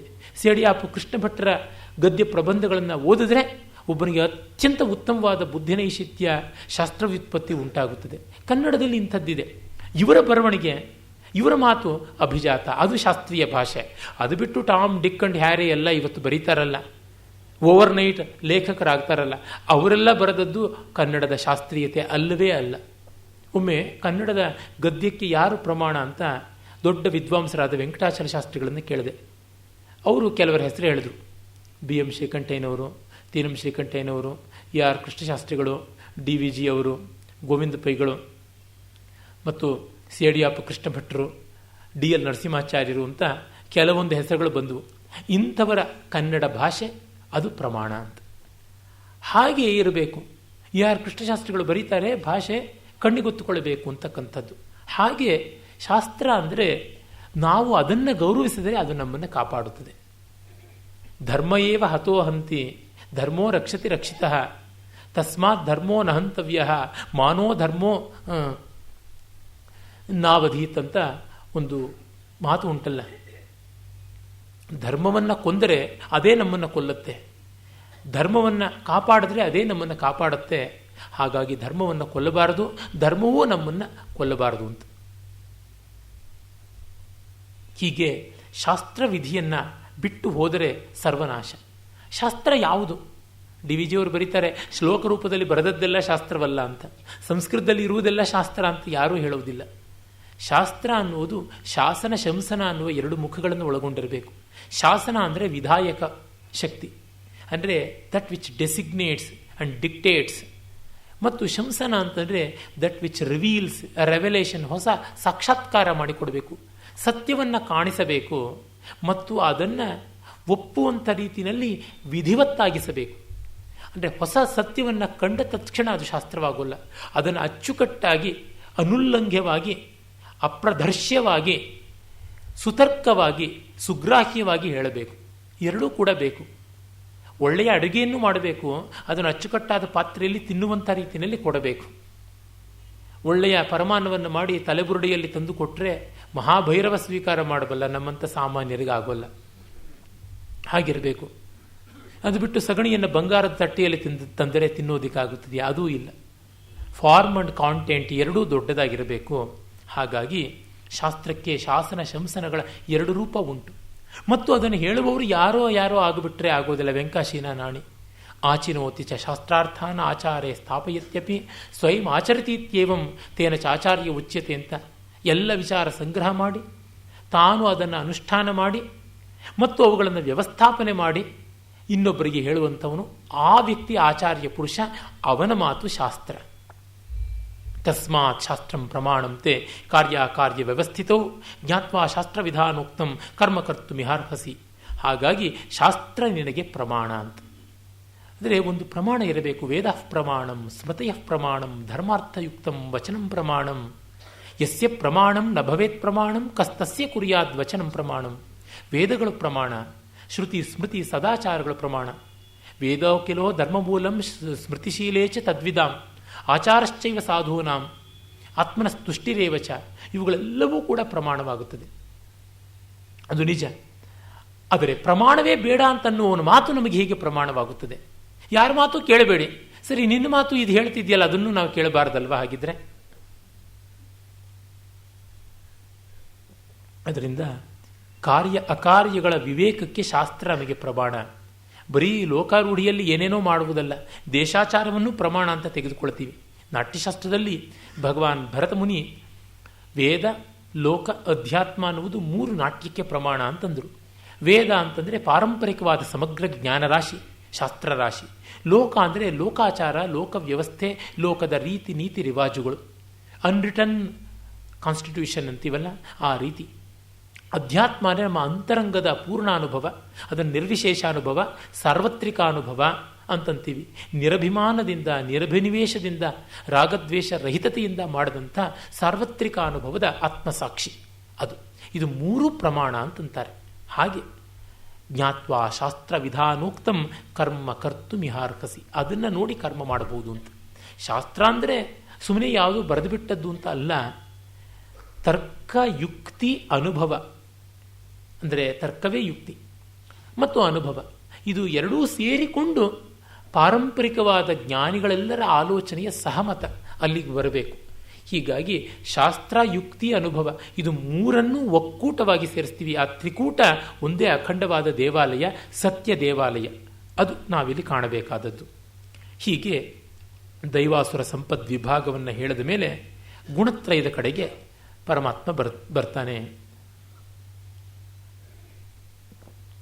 ಇಲ್ಲಿ ಗುಣ ಅಂದರೆ ಏನು ಅನ್ನುವುದನ್ನು ನೆನ್ನೆಯೂ ನಾನು ಹೇಳಿದ್ದೆ. ಗುಣ ಅಂದರೆ ರಜ್ಜುರೂಪವಾದದ್ದು, ಬಂಧಕವಾದದ್ದು ಮತ್ತು ಒಂದರ ರೂಪಸ್ವರೂಪ ನಿಷ್ಕರ್ಷೆಗೆ ಬೇಕಾಗಿರತಕ್ಕಂತಹ ಪರಿಕರ ಸಾಮಗ್ರಿ ಅಂತನ್ನುವುದೆಲ್ಲ ಕೂಡ ಮತ್ತು ಇಂದ್ರಿಯ ಗ್ರಾಹ್ಯತೆ, ಗುಣವೇ ಇಲ್ಲದೆ ಇದ್ದರೆ ಅದನ್ನು ನಾವು ಇಂದ್ರಿಯಗಳ ಮೂಲಕ ಈ ದೇಹದಲ್ಲಿ, ಈ ಜಗತ್ತಿನಲ್ಲಿ ಗ್ರಹಿಸುವುದಕ್ಕೆ ಆಗುವುದಿಲ್ಲ. ಆಕಾಶವನ್ನು ನಾವು ಗ್ರಹಿಸೋದು ಹೇಗೆ? ಅದು ಅವಕಾಶ ಮಾತ್ರ. ಹೀಗೆ ಅದಕ್ಕೆ ಒಂದು ವ್ಯಾಪ್ತಿ ಇರಬೇಕು. ಡಿಫಿನೇಷನ್ ಅಂತೀವಲ್ಲ, ಡಿಫಿನೆಟ್ ಅಂತಂದರೆ ಡಿಫೈನೆಟ್ ಅಂದರೆ ಒಂದು ಮಿತಿ ಇರತಕ್ಕಂಥದ್ದು ಹಾಗಿರಬೇಕು. ಅದು ಅಮಿತ, ಇನ್ಫೈನೆಟ್ ಆದರೆ ಕಷ್ಟ. ಡಿಫೈನೆಟ್ ಆದರೆ ಡೇ ಅಂತನ್ನೋದು ಗ್ರೀಕ್, ಲ್ಯಾಟಿನ್ ಇತ್ಯಾದಿ ಭಾಷೆಗಳಲ್ಲಿ ಪರಿಮಿತಿಯನ್ನು ತೋರಿಸ್ತಕ್ಕಂಥ ಅರ್ಥದಲ್ಲಿ ನಿರ್ಣಾಯಕವಾಗಿ ಬರತಕ್ಕಂಥದ್ದಾಗುತ್ತದೆ. ಬ್ರಹ್ಮಸೂತ್ರದಲ್ಲಿ ಒಂದು ಕಡೆ ಒಂದು ಸೂತ್ರ ಉಂಟು, ಅಂಗಿತ್ವಾನುಪಪತ್ತೇಶ್ಚ ಅಂತ. ಆ ಬಗ್ಗೆ ಶ್ರೀಭಾಷ್ಯದಲ್ಲಿ ಭಗವದ್ ರಾಮಾನುಜರು ಹೇಳ್ತಾರೆ, ಗುಣಾನಾಂ ಉತ್ಕರ್ಷ ನಿಕರ್ಷ ನಿಬಂಧನೇನ ಅಂಗಾಂಗಿ ಭಾವಾಧಿ ಜಗತ್ ಪ್ರವೃತ್ತಿ ಸಾಮ್ಯಾವಸ್ಥಾನಾಂ ಸತ್ವರಜಸ್ತಮಸಾಂ ಅನ್ಯೋನ್ಯಾಧಿಕ್ಯ ನ್ಯೂನತ್ವ ಭಾವಾತ್ ಅಂಗಾಂಗಿ ಭಾವಾನುಪಪತ್ತೇ ನ ಜಗತ್ಸರ್ಗ ಉಪಪದ್ಯತೆ. ಇದು ಸೊಗಸಾಗಿ ನಮಗೆ ಗೋಚರವಾಗುತ್ತೆ. ಗುಣಗಳ ಏರುಪೇರಿನಿಂದಲೇ ಜಗತ್ತಾಗಿರುವುದು, ಗುಣಗಳ ವಿಕಾರದಿಂದಲೇ ಜಗತ್ತು. ಅವುಗಳು ಸಮವಾಗಿ ಬಿಟ್ಟಾಗ ಸ್ಪಷ್ಟವಾಗಿ ಅವು ಏನು ಅಂತ ಗೋಚರವಾಗಲ್ಲ, ಅಮೂರ್ತವಾಗಿ ಬಿಡುತ್ತವೆ. ಅದು ಪ್ರಳಯ ಅಂತ ಅನಿಸಿಕೊಳ್ಳುತ್ತದೆ. ಜಗತ್ಸರ್ಗನ ಉತ್ಪದ್ಯತೆ ಅಂದರೆ ಜಗತ್ತಿನ ಹುಟ್ಟು ಅನ್ನುವುದು ಉಪಪದ್ಯತೆ ಆಗುವಂಥದ್ದಲ್ಲ, ಗುಣಗಳ ಏರುಪೇರಿನಿಂದಲೇ ಆಗತಕ್ಕಂಥದ್ದು ಅಂತ. ಅಂದರೆ ರಜೋಗುಣ ಅದರ ಪ್ರಧಾನತೆ ಇದ್ದಲ್ಲದೆ ಸೃಷ್ಟಿ ಇಲ್ಲ, ಸತ್ವಗುಣ ಇದ್ದಲ್ಲದೆ ಸ್ಥಿತಿಯಲ್ಲ, ತಮೋಗುಣ ಇದ್ದಲ್ಲದೆ ಲಯವಲ್ಲ. ದಿನದಿನವೂ ಸೃಷ್ಟಿ ಸ್ಥಿತಿ ಲಯಗಳು ಆಗ್ತಲೇ ಇರುತ್ತೆ, ಹೋಗ್ತಾನೆ ಇರುತ್ತೆ. ಹಾಗಾಗಿ ಒಂದು ಗುಣ ಮೇಲೆ ಇನ್ನೊಂದು ಗುಣ ಕೆಳಗೆ ಆಗ್ತಾ ಇರುತ್ತೆ. ತ್ರಿದೋಷಗಳ ಏರುಪೇರಿನಿಂದಲೇ ಮನುಷ್ಯನ ದೇಹ ಇರತಕ್ಕಂಥ ಅವೆಲ್ಲ ಸಮ ಆಗಿಬಿಟ್ರೆ ನೆಗೆದು ಬೀಳ್ತಾನೆ. ಹೀಗಾಗಿ ಅವುಗಳ ಏರುಪೇರು ಒಂದು ಹದವಾಗಿರಬೇಕು. ಈಗ ಹಸಿವಾಗಬೇಕು ಅಂತಂದರೆ ನಮಗೆ ಗೊತ್ತೇ ಇದೆ, ಪಿತ್ತ ಪ್ರಕೋಪ ಉಂಟಾಗಬೇಕು. ಆಮೇಲೆ ಅದರ ಉಪಶಮನ. ಹಸಿವೆ ಆಗೋಲ್ಲ ಒಬ್ಬ ಮನುಷ್ಯನಿಗೆ ಅಂದರೆ ಆರೋಗ್ಯ ಇಲ್ಲ ಅಂತ ಅರ್ಥ. ಹಾಗೆ ತಿಂದ ಮೇಲೆ ಆ ಪಿತ್ತ ಉಪಶಮನ ಆಗಲಿಲ್ಲ ಅಂತಂದರೆ, ಹೊಟ್ಟೆಗೆ ಬಿದ್ದ ಮೇಲೂ ಹಸಿವಾಗ್ತಾ ಇದೆ ಅಂದರೆ ಆಗಲೂ ಅನಾರೋಗ್ಯ ಅಂತ ಅರ್ಥ. ಹೀಗೆ ನೋಡಿದಾಗ ಅವುಗಳು ಏರ್ತಾ ಇರಬೇಕು, ಇಳಿತಾ ಇರಬೇಕು, ಅಲ್ಲಿಯೇ ಇರತಕ್ಕಂಥದ್ದು. ಆರೋಹಣ ಅವರೋಹಣ ಇಲ್ಲದೆ ರಾಗ ಇಲ್ಲ, ಬಣ್ಣಗಳ ಭಿನ್ನಾಣ ಇಲ್ಲದೆ ಚಿತ್ರ ಇಲ್ಲ, ಪದಗಳ ಆಟ ಇಲ್ಲದೆ ಕಾವ್ಯ ಇಲ್ಲ, ಅಂಗಾಂಗಿ ಚಲನ ಇಲ್ಲದೆ ನೃತ್ಯವಿಲ್ಲ ಅಂದಾಗ ನಮಗೆ ಇವುಗಳ ಏರುಪೇರಿನಲ್ಲಿ ಒಂದು ಸಾಮರಸ್ಯ ಬೇಕು ಅಂತ. ಅದನ್ನು ಒಂದು ಸೌಂದರ್ಯ ಅಂತೀವಿ, ಅದನ್ನು ಸ್ವಾಸ್ಥ್ಯ ಅಂತ ಕರಿತೀವಿ, ಅದು ಲೋಕ ಪರಿಪಾಲನೆ ಅಂತ ಹೇಳ್ತೀವಿ. ಇರಲಿ, ಇದು ಗುಣಗಳ ಸ್ವಭಾವ. ಗುಣ ಅನ್ನುವುದು ಗುಣಿಯ ಜೊತೆಗೆ ಅವಿನಾಭಾವವಾಗಿರ್ತಕ್ಕಂಥದ್ದು. ಅದು ಪೃಥಕ್ ಸಿದ್ಧಿಯಲ್ಲ, ಅಪೃಥಕ್ ಸಿದ್ಧಿಯಾಗಿರ್ತಕ್ಕಂಥದ್ದು, ಪ್ರತ್ಯೇಕವಲ್ಲ, ಸಮವಾಯ ಅಂತಾಗಿರುವಂಥದ್ದು. ಅದನ್ನು ಪರಮಾತ್ಮ ಹೇಳ್ತಾನೆ, ಪರಂ ಭೂಯ ಪ್ರವಕ್ಷ್ಯಾಮಿ ಜ್ಞಾನಾನಾಂ ಜ್ಞಾನಮುತ್ತಮಂ ಯಜ್ಞಾತ್ವಾ ಮುನಯಃ ಸರ್ವೇ ಪರಾಂ ಸಿದ್ಧಿಮಿತೋ ಗತಾಃ ಇದಂ ಜ್ಞಾನಮುಪಾಶ್ರಿತ್ಯ ಮಮ ಸಾಧರ್ಮ್ಯಮಾಗತಾಃ ಸರ್ಗೇಪಿ ನೋಪಜಾಯಂತೆ ಪ್ರಲಯೇನ ವ್ಯಥಂತಿತೆ. ಈ ಗುಣತತ್ವ ತಿಳ್ಕೊಂಡ್ರೆ ಸಿದ್ಧಿ ಉಂಟಾಗುತ್ತದೆ, ಜ್ಞಾನದ ಅರಿವು ಸ್ಪಷ್ಟವಾಗುತ್ತದೆ. ಈ ಒಂದು ತಿಳುವಳಿಕೆಯಿಂದ ಮುನಿಗಳು ಜನ್ಮರಾಹಿತ್ಯವನ್ನು ಸಂಪಾದಿಸಿಕೊಂಡು ಸದಾಕಾಲ ಮುಕ್ತರಾಗಿದ್ದಾರೆ. ಸೃಷ್ಟಿ ಪ್ರಳಯಾದಿಗಳು ಅವರನ್ನು ಅಲ್ಲಾಡಿಸುವುದಿಲ್ಲ ಅಂತ ಹೇಳಿ ಅವ್ಯಕ್ತ ಮಹದಹಂಕಾರದ ಆ ವಿವರಣೆಗಳನ್ನೇ ಕೊಡ್ತಾನೆ. ಮಮ ಯೋನಿರ್ ಮಹದ್ ಬ್ರಹ್ಮ ತಸ್ಮಿನ್ ಗರ್ಭಂ ದದಾಮ್ಯಹಂ ಸಂಭವ ಸರ್ವಭೂತಾನಾಂ ತಥೋ ಭವತಿ ಭಾರತ ಅಂತ ಆ ಪರಾ ಪ್ರಕೃತಿಯಾಗಿ ಅದರಿಂದ ಅಹಂಕಾರ, ಪಂಚಭೂತ, ತನ್ಮಾತ್ರ ಇವುಗಳೆಲ್ಲ ಉಂಟಾಗುವಂಥದ್ದು, ಜೀವರಾಶಿಗಳು ಬರುವಂಥದ್ದು. ಸರ್ವಯೋನಿಷ ಕೌಂತೇಯ ಮೂರ್ತಯ ಸಂಭವಂತಿಯ ತಾಸಾಂ ಬ್ರಹ್ಮ ಮಹದ್ಯೋನಿರಹಂ ಬೀಜಪ್ರದಪಿತ ಅಂತ ಎಲ್ಲ ಜೀವರಾಶಿಗಳಿಗೆ ಪ್ರಕೃತಿಯೇ ತಾಯಿ, ಪರಮ ಪುರುಷನೇ ತಂದೆ ಅಂತ ಹೇಳುವ ಮೂಲಕ ಆತ್ಮ ಪ್ರವೇಶ ಈ ಪ್ರಕೃತಿ ನಿರ್ಮಿತವಾದ ಪಂಚಭೌತಿಕ ಶರೀರದಲ್ಲಿ ಆದ ತತ್ಕ್ಷಣ ಜೀವ ಸಿದ್ಧವಾಯಿತು ಅನ್ನುವ ಮಾತು ಗೊತ್ತಾಗುತ್ತದೆ. ಸತ್ವಂ ರಜಸ್ತಮೈತಿ ಗುಣಾ ಪ್ರಕೃತಿ ಸಂಭವಾ ನಿಬದ್ಧಂತಿ ಮಹಾಬಾಹೋ ದೇಹೇ ದೇಹಿನಮವ್ಯಯಂ. ಈ ಪ್ರಕೃತಿಯಿಂದ ಉಂಟಾಗುವಂಥದ್ದು ರಜಸ್ಸು, ತಮಸ್ಸು, ಸತ್ವ, ಈ ಮೂರು ಗುಣಗಳು. ಆ ಗುಣಗಳು ದೇಹಿಯಾಗಿ ಜೀವನನ್ನು ದೇಹದೊಳಗೆ ಕಟ್ಟಿ ಹಾಕುತ್ತವೆ ಅಂತ. ಗುಣ ಅಂದರೆ ಹಗ್ಗ ಅನ್ನುವ ಅರ್ಥ ಜ್ಞಾಪಿಸಿಕೊಂಡಲ್ಲಿ ಗೊತ್ತಾಗುತ್ತದೆ. ನಿರ್ಗುಣನಾದವನಿಗೆ, ಗುಣಾತೀತನಾದವನಿಗೆ ಇವ್ಯಾವ ಬಂಧನವೂ ಇರೋದಿಲ್ಲ. ಹಾಗಾಗಿ ಗುಣಾತೀತಸ್ಸ ಉಚ್ಯತೆ ಅಂತ ಯೋಗಿಗೆ ಕೃಷ್ಣ ಮಾತನ್ನು ಹೇಳ್ತಾನೆ. ಈಗ ಸತ್ವ, ರಜಸ್ಸು, ತಮಸ್ಸುಗಳನ್ನು ವಿಭಾಗ ಮಾಡ್ತಾನೆ. ಇಲ್ಲಿಯೂ ಮತ್ತೆ ಈ ಜಾತಿಗೆ ಇದೇ ಗುಣ, ಆ ಜಾತಿಗೆ ಅದೇ ಗುಣ, ಈ ದೇಶಕ್ಕೆ ಇದೇ ಗುಣ ಅಂತಲೂ ಹೇಳಿಲ್ಲ. ಎಲ್ಲರಲ್ಲಿಯೂ ಇದು ಬಂದೇ ಬರುತ್ತದೆ. ಮತ್ತು ಆ ಸತ್ವಾಧಿಕ್ಯದಿಂದ ಉನ್ನತರಾಗ್ತಾರೆ, ರಜ ಆಧಿಕ್ಯದಿಂದ ಮಧ್ಯಮರಾಗ್ತಾರೆ, ತಮ ಆಧಿಕ್ಯದಿಂದ ಅಧಮರಾಗ್ತಾರೆ ಎನ್ನುವಂಥದ್ದನ್ನು ಹೇಳ್ತಾನೆ. ತತ್ರ ಸತ್ವಂ ನಿರ್ಮಲತ್ವಾತ್ ಪ್ರಕಾಶಕಮನಾಮಯಂ ಸುಖಸಂಗೇನ ಬಧ್ನಾತಿ ಜ್ಞಾನಸಂಗೇನ ಚಾನಗ. ಎಷ್ಟು ಸೊಗಸಾದದ್ದು ನೋಡಿ. ಇದನ್ನು ಕೇವಲ ಜ್ಞಾನಿಯಾದವನಲ್ಲದೆ ಇನ್ಯಾರೂ ಹೇಳೋಕ್ಕಾಗಲ್ಲ.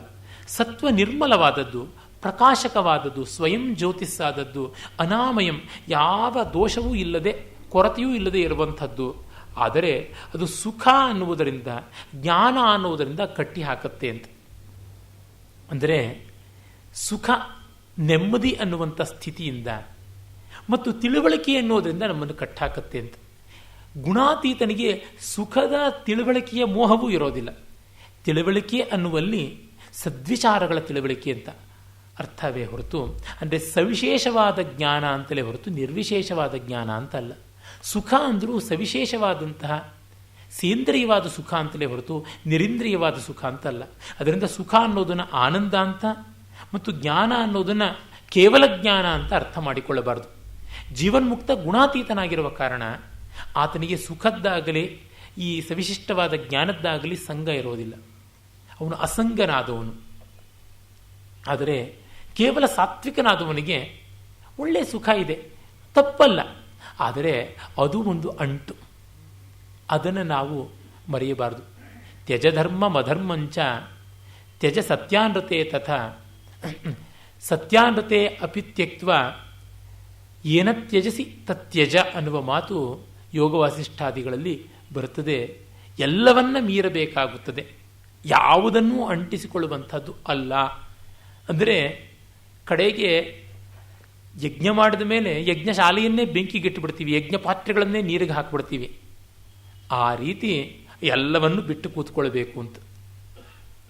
ಅದನ್ನು ಮೋಹದಿಂದ ಇಟ್ಟುಕೊಳ್ಳುವಂತಾದರೆ ಕಷ್ಟ. ಸನ್ಯಾಸಿಯಾದವನು ಕಡೆಗೆ ಅವಧೂತನಾದಾಗ, ಪರಮಹಂಸನಾದಾಗ ದಂಡ ಕಮಂಡಲ ಕಾಷಾಯಾದಿಗಳು ಬಿಟ್ಟು ಹೋಗ್ಬಿಡುತ್ತೆ, ಅವು ನಿಲ್ಲುವುದಿಲ್ಲ. ಯಾರು ಯಜ್ಞೋಪವೀತ ಧರಿಸಿದ್ರೂ ಸನ್ಯಾಸ ಮನೋಧರ್ಮ ಬಂದುಬಿಡುತ್ತೋ ಅವರಿಗೆ ಯಜ್ಞೋಪವೀತವೂ ಮೈ ಮೇಲೆ ನಿಲ್ಲೋದಿಲ್ಲ ಅಂತ ಹೇಳ್ತಾರೆ. ಶ್ರೀರಾಮಕೃಷ್ಣ ಪರಮಹಂಸರಿಗೆ ಹಾಗಾಗ್ತಾ ಇತ್ತು. ವಸ್ತ್ರವೂ ನಿಲ್ತಾ ಇರಲಿಲ್ಲ, ಬಹಳ ಕಷ್ಟದ ಮೇಲೆ.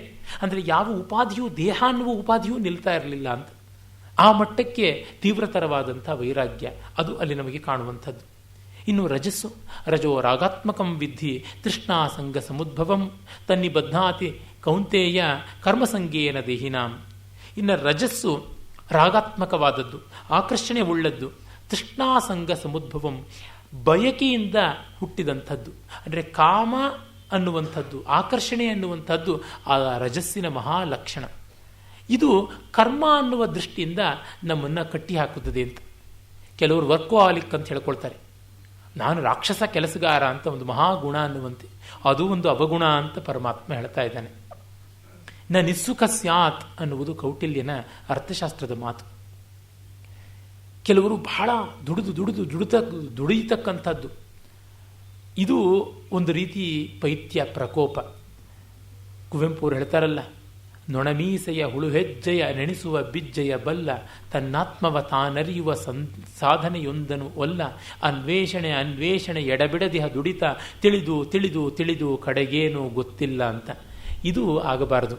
ಶತಮಾನದ ಸಂಧ್ಯೆ ಅಂತ ಶ್ರೀರಾಮಕೃಷ್ಣ ಪರಮಹಂಸರ ಜನ್ಮಶತಾಬ್ದ್ಯುತ್ಸವದ ಸಂದರ್ಭಕ್ಕಾಗಿ ಬರೆದ ಆ ಪದ್ಯದಲ್ಲಿ ಫಾಲ್ಗುಣ ರವಿ ಕುಂಕುಮ ಚವಿದಂತರ ಹರಿದಂತುರದಲ್ಲಿ ದಿಜ್ಞಾರಿಯ ಶುಭವಾರಿಯ ಸಂಸೇಚನೆಯಿಂದದಲ್ಲಿ ಅಂತ ಆ ಪದ್ಯದಲ್ಲಿ ಆರಂಭಿಸಿ ಹೇಳ್ತಾರೆ, ಆ ವಿಜ್ಞಾನದ ರಣಹದ್ದಿನ ನೆತ್ತರು ಬಸಿಯುವ ಕೊಕ್ಕು ಈ ಶ್ರದ್ಧೆಯ ಭಕ್ತಿಗಳನ್ನೆಲ್ಲ ಕುಕ್ಕಿ ಹಾಕಿದೆ ಅಂತ ಹೇಳಿಬಿಟ್ಟಂತಾರೆ. ಇದು ಕರ್ಮಸಂಗದಿಂದ ನಮ್ಮನ್ನು ಕಟ್ಟಿ ಹಾಕುವಂಥದ್ದು ರಜಸ್ಸು. ಹೈಪರ್ ಆಕ್ಟಿವ್ ಅಂತೀವಲ್ಲ, ಆ ರೀತಿಯಾದದ್ದು. ನಿಂತಲ್ಲಿ ನೆಲೆ ಇಲ್ಲ, ಮಾಡೋಕ್ಕೆ ಕೆಲಸವಿಲ್ಲ ಅನ್ನುವ ನಾಯಿ ತರಹ ಬುದ್ಧಿಯಾಗುತ್ತದೆ. ತಮಸ್ತ್ವಜ್ಞಾನಜಂ ವಿದ್ಧಿ ಮೋಹನಂ ಸರ್ವದೇಹಿನಾಂ ಪ್ರಮಾದಾಲಸ್ಯ ನಿದ್ರಾಭಿ ತನ್ನಿಬಧ್ನಾತಿ ಭಾರತ. ಇನ್ನು ತಮಸ್ಸು ಅಜ್ಞಾನದಿಂದ ಹುಟ್ಟಿದ್ದು, ಎಲ್ಲರಿಗೂ ಮಂಕನ್ನು ಕವಿಸ್ತಕ್ಕಂಥದ್ದು. ಪ್ರಮಾದ ಅಂದರೆ ಅಚಾತುರ್ಯಗಳು, ಆಲಸ್ಯ ಸೋಮಾರಿತನ, ನಿದ್ರೆ, ಇವುಗಳಿಂದ ನಮ್ಮನ್ನು ಕಟ್ಟಿ ಹಾಕುತ್ತದೆ ಅಂತ. ಅಂದರೆ ನಿದ್ರೆ ವಿಶ್ರಾಂತಿಯಾಗಿ ತಪ್ಪೆ, ಖಂಡಿತ ತಪ್ಪಲ್ಲ. ಆದರೆ ನಿದ್ರೆ ತಿಳಿದ ಮೇಲೂ ಇನ್ನು ಹಾಸಿಗೆಯಲ್ಲೇ ಹೊರಳಾಡ್ತಾ ಇರೋದು, ಇನ್ನೂ 1 ಗಂಟೆ ಮಲಗ್ತೀನಿ ಅಂತ ಮಗ್ಗಲು ಬದಲಾಯಿಸೋದು, ಇದು ತಮೋಗುಣದ ಲಕ್ಷಣ. ಕೆಲಸ ಮಾಡುವಷ್ಟು ಮಾಡಿ ನೆಮ್ಮದಿಯಾಗಿ ನಿರಾಳವಾಗಿ ಒಂದು ಕಡೆ ಕೂತ್ಕೋಬೇಕು. ಕೆಲವರಿಗೆ ಹಾಗಲ್ಲ, ಸಭೆಗೆ ಬಂದಿರ್ತಾರೆ, ಭಾಷಣವೋ ಸಂಗೀತವೋ ಕೇಳ್ತಾ ಇರ್ತಾರೆ, ಆಗಲೂ ಮಧ್ಯೆ ಮಧ್ಯೆ ಮೊಬೈಲನ್ನು ಆನ್ ಮಾಡಿಬಿಟ್ಟಿದ್ದೂ ಯಾವುದು ಮಿಸ್ ಕಾಲ್ಗಳು ಅಂತ ನೋಡ್ತಾ ಕೂತ್ಕೊಳ್ತಾರೆ. ಮತ್ತು ಇನ್ನೇನೋ ಪರಮ ಸಂಕಟ ಆದಂತೆ ಗಬಕ್ಕಂತ ಅದನ್ನು ತೆಗೆದುಕೊಂಡು ಆಚೆಗೆ ಹೋಗ್ತಾರೆ, ಅಥವಾ ಒಳಗೇ ಕೂತ್ಕೊಂಡು ಲೊಚಲೊಚನೆ ಮಾತಾಡ್ತಾರೆ. ಇದೆಲ್ಲ ರಜೋಗುಣದ ಲಕ್ಷಣವಲ್ಲದೆ ಮತ್ತೇನು. 1.5 ಗಂಟೆ ಮೊಬೈಲನ್ನು ಆಫ್ ಮಾಡೋಕ್ಕಾಗೋಲ್ಲ ಅಂದರೆ ಜೀವನದಲ್ಲಿ ಯಾವ ಉದ್ಧಾರ ಮಾಡೋದಕ್ಕಾಗುತ್ತದೆ? ಇದು ಬಿಟ್ಟೆ ಅಂತ ಬಿಟ್ಟು ಕೂತ್ಕೊಳ್ಳುವಂಥ ನಿರ್ಲಿಪ್ತಿ ಇದೆಯಲ್ಲ, ಅದು ಮಹಾಲಕ್ಷಣ ತಾನೆ. ಅದನ್ನು ಮೈಮೇಲೆ ಹಾಕಿಕೊಂಡು ಒದ್ದಾಡ್ತಕ್ಕಂಥದ್ದು. ನನ್ನ ಸ್ನೇಹಿತ ಒಬ್ಬ ಸಾಫ್ಟ್ವೇರ್ ಕಂಪನಿಯಲ್ಲಿ ಕೆಲಸ ಮಾಡೋನಿದ್ದಾನೆ. ಅವನನ್ನು ನೋಡಿದ್ರೆ ಯಾರು ಸಾಫ್ಟ್ವೇರ್ ಕಂಪನಿಯ ಕೆಲಸಗಾರ ಅಂತ ಹೇಳಲ್ಲ. ಯಾಕೆಂದರೆ ಈ ಯಾವುದೂ ಆತಂಕಗಳಿಲ್ಲ.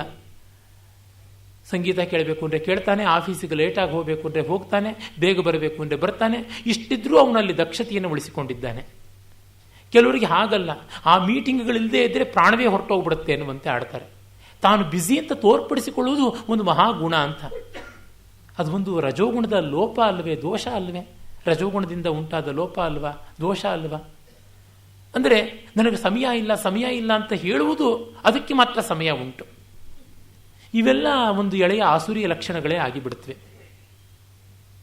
ಹಾಗೆಯೇ ಇದನ್ನು ಮೀರಿಬಿಟ್ರೆ ಇನ್ನೇನಾಗ್ಬಿಡ್ತೀನಿ ಅಂತ ಅಳುಕು, ಅದು ಸತ್ವಗುಣದ ಒಂದು ತೊಡಕು. ಬಿಟ್ಟರೆ ಏನಾಗೋಲ್ಲ, ಅಯ್ಯೋ ದೇವ್ರ ಪೂಜೆ ಬಿಟ್ಬಿಟ್ರೆ ಏನು ಅಲ್ಲ. ದೇವ್ರ ಪೂಜೆ ಬಿಡಬೇಕು ಅಂತಲ್ಲ, ಆತ್ಯಂತಿಕವಾದಂಥ ಕೆಲಸ ಬಂದಾಗ, ಒಬ್ಬ ರೋಗಿಯ ಶುಶ್ರೂಷೆಯೋ ಮತ್ತೋ ಒಂದು ಬಂದಾಗ ಅದನ್ನು ಪಕ್ಕಕ್ಕಿಟ್ಟು ಹೋಗತಕ್ಕಂಥದ್ದು. ಶಾಸ್ತ್ರವಾಕ್ಯಕ್ಕೆ ಗೌರವ ಕೊಡಬೇಕು ನಿಜ, ಅದಕ್ಕೆ ಹೆದರಿಕೊಂಡು ಸಾಯುವುದು ಅಂತಂದರೆ ಏನರ್ಥ? ಅಭಯಂ ಅನ್ನುವಂಥ ಗುಣವನ್ನು ಹೇಳಿದ್ದಾನೆ, ಧೃತಿ ಎನ್ನುವ ಗುಣವನ್ನು ಹೇಳಿದ್ದಾನೆ. ಅದು ಸುರಿ ಗುಣವಾದಂಥದ್ದು, ಸತ್ವವಾದದ್ದು, ದೈವಿ ಗುಣವಾದದ್ದು ಅಂತ. ಅಂಥದ್ದು ಬೇಕಲ್ವ. ಸತ್ವಂ ಸುಖೇ ಸಂಜಯತಿ ರಜಃ ಕರ್ಮಣಿ ಭಾರತ ಜ್ಞಾನಮಾವೃತ್ಯತು ತಮಃ ಪ್ರಮಾದೇ ಸಂಜಯತ್ಯುತ.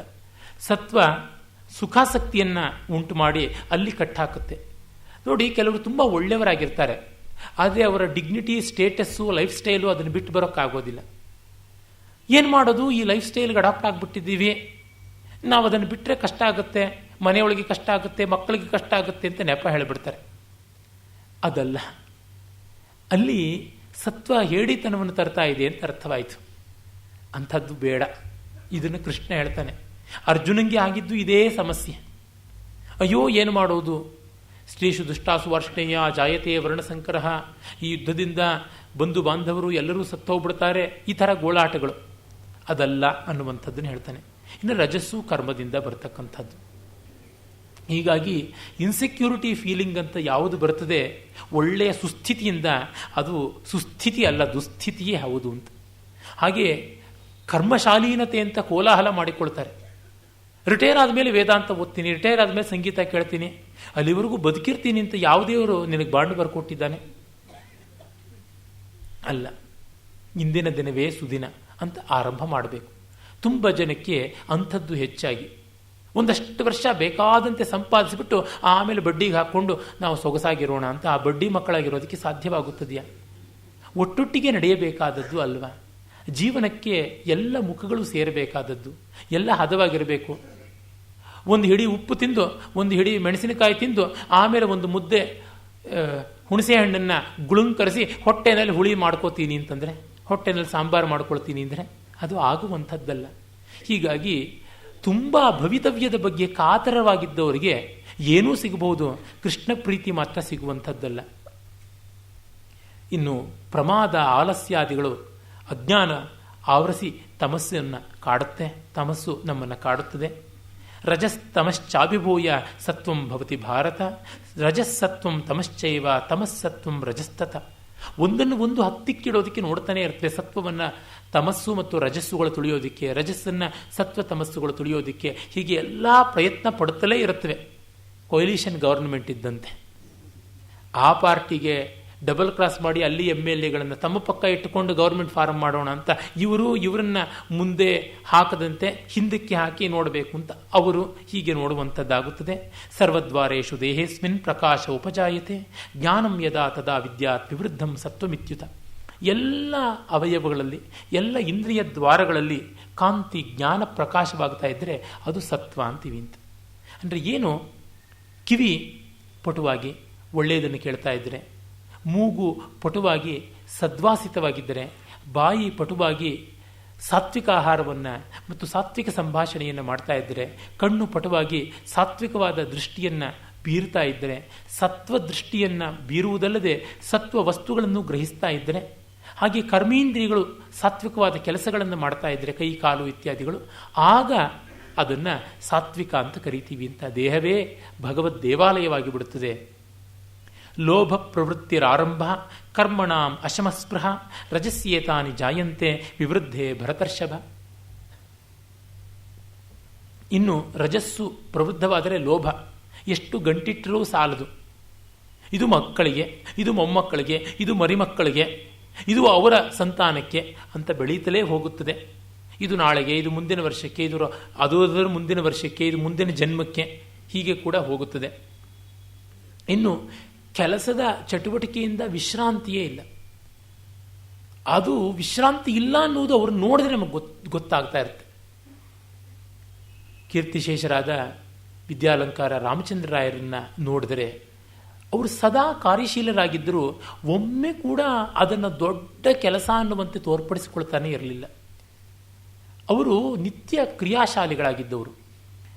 ಏನೋ ಬರೀತಾ ಇರೋರು, ಏನೋ ಪಾಠ ಹೇಳೋರು, ಏನೋ ಓದ್ತಾ ಇರೋರು. ಆದರೆ ಮುಖದ ಪ್ರಸನ್ನತೆ, ಆ ನಗೆಯ ನೆಮ್ಮದಿ ಬಹಳ ದರ್ಶನೀಯವಾದದ್ದು, ಅನುಭವಿಸಿ ನೋಡಬೇಕಾದದ್ದು. ಅವರ ಮನೆಯ ಮುಂಗಡೆಯಲ್ಲಿ ಕೈಸಾಲೆಯಲ್ಲೇ ಇರ್ತಾ ಇದ್ರು. ಬಂದವರಲ್ಲಿ ಮಾತಾಡ್ಕೊಂಡು ಹೋಗೋರು, ಏನೋ ಬರಿತಾ ಇದ್ದವರು ಅದನ್ನು ಅಲ್ಲಿಯೇ ಇಡೋರು. ಮಾತು ಒಂದು ಸ್ವಲ್ಪ ಆದ ಮೇಲಿಂದ ಅವರು ಹೋದ ಮೇಲೆ ಮತ್ತೆ ಆರಂಭ ಮಾಡಿಕೊಳ್ಳೋರು. ಅಂದರೆ ಅದೊಂದು ಆಟ, ಅದೊಂದು ಲೀಲೆ ಆಗಿರ್ತಾ ಇತ್ತು. ಅದೊಂದು ಕಸುಬು, ಕೂಲಿ ಆ ರೀತಿ ಆಗಿದ್ದಲ್ಲ. ಅಯ್ಯೋ ಮಾಡಬೇಕೆ ಎನ್ನುವಂಥ ಗೋಳಾಟ ಅಲ್ಲ. ಅದರ ಮಧ್ಯದಲ್ಲಿ ಅವಾಂತರವಾಗಿ ಎಷ್ಟೆಷ್ಟೆಲ್ಲ ಬಂದರೂ ಮಾಡ್ತಾ ಇದ್ರು. ಪೂಜ್ಯರಾದ ರಂಗನಾಥ ಶರ್ಮರು ಸದಾ ಕಾರ್ಯಶೀಲರಾಗಿ ಚಿಂತನಶೀಲರಾಗಿ ಇರ್ತಾರೆ. ಗೋಳಾಟ ಗೋಗರತ ಇಲ್ಲ. ಈ ವಯಸ್ಸಿನಲ್ಲಿ ಅವರು ಗೌಡಪಾದರದು ಅಂತ ಹೇಳ್ತಕ್ಕಂಥ ಒಂದು ವೃತ್ತಿ ಯಾವುದಿದೆ ಸಾಂಖ್ಯಕಾರಿಕೆಗಳಿಗೆ, ಅದನ್ನು ಅನುವಾದ ಮಾಡಿ ಮುಗಿಸಿದ್ರು. ಕೆಲವೇ ದಿವಸಗಳಲ್ಲಿ ಮಾಡಿ ಮುಗಿಸಿದ್ರು. ಇದು ಅಕ್ಲಿಷ್ಟ ಕರ್ಮ ಅಂತ ಶ್ರೀರಾಮಾದಿಗಳಿಗೆ ಯಾವುದು ಗುಣ ಹೇಳ್ತಾರೆ ಅದು ಹಾಗೆ ತೋರ್ಕೊಳ್ತಕ್ಕಂಥದ್ದು. ಹಾಗಲ್ಲದೆ ವರ್ಕೋಹಾಲಿಕ್ ಅಂತ ಆಲ್ಕೋಹಾಲಿಕ್ ಥರ ಆಡ್ತಾ ಇರ್ತಾರೆ, ಅದು ಸರಿಯಲ್ಲ. ಇನ್ನು ಅಪ್ರಕಾಶ, ಎಲ್ಲ ಮಂಕು, ಕೈಕಾಲುಗಳು ಸೊಪ್ಪಾಗಿವೆ, ಕಣ್ಣು ತೂಕಡಿಕೆ ತಕ್ಕಡಿ ಕಣ್ಣಾಡ್ತಾ ಇದೆ, ಕಿವಿಗೆ ಯಾವುದೂ ಹೋಗೋದೇನೇ ಇಲ್ಲ, ಇಲ್ಲಿಂದ ಅಲ್ಲಿಗೆ ಹೈವೇ, ಎಡಗಿವಿಯಿಂದ ಬಲಗಿವಿಗೆ ಅದು ಗೋಲ್ಡನ್ ಕ್ವಾಡ್ರಿಲ್ಯಾಟ್ರಲ್ ತರಹದ ರಸ್ತೆ ಹೋಗ್ತಾನೆ ಇರುತ್ತೆ, 6 ವೇಸು. ಇನ್ನು ಪ್ರಮಾದ, ಮೋಹ, ಇವೆಲ್ಲ ತಮಸ್ಸಿನ ಬೆಳವಣಿಗೆಯಿಂದ ಉಂಟಾಗುತ್ತದೆ ಅಂತ ಪರಮಾತ್ಮ ಹೇಳ್ತಾ ಇದ್ದಾನೆ. ಹೀಗೆ ಆ ಗುಣಗಳು ಏನೆಲ್ಲ ವಿಕಾರ ಮಾಡುತ್ತವೆ ಅನ್ನೋದನ್ನು ಬಹಳ ಸೊಗಸಾಗಿ ಹೇಳಿದ್ದಾನೆ. ಇವುಗಳ ಮತ್ತು ಇನ್ನಷ್ಟು ವಿವರಗಳನ್ನು ನಾವು ನಾಳೆ ದಿವಸ ಕಾಣಬಹುದು. ಇದು ಅದ್ಭುತವಾದ ಸೈಕಾಲಜಿ, ಮ್ಯಾನೇಜ್ಮೆಂಟ್ ಎಲ್ಲವೂ ಆಗಿದೆ. ಭಗವದ್ಗೀತೆಯಲ್ಲಿ ಬಂದಂತೆ ಗುಣವಿವೇಚನೆ ಇನ್ನು ಸಾಂಖ್ಯ ಯೋಗಾದಿ ಯಾವ ದರ್ಶನಗಳಲ್ಲೂ ಬಂದಿಲ್ಲ. ಅಷ್ಟೇಕೆ ವೇದಾಂತದಲ್ಲಿಯೇ ಅನ್ಯತ್ರ ಇಲ್ಲ ಅಂದಾಗ ಭಗವದ್ಗೀತೆಯ ಈ ಸಾಧಕ ವೈಷಯಿಕವಾದ ಅನನ್ಯತೆ ಅತ್ಯದ್ಭುತ, ಅನ್ಯಾದೃಶ ಅಂತ ಗೋಚರವಾಗುತ್ತೆ. ಓಂ ತತ್ಸತ್.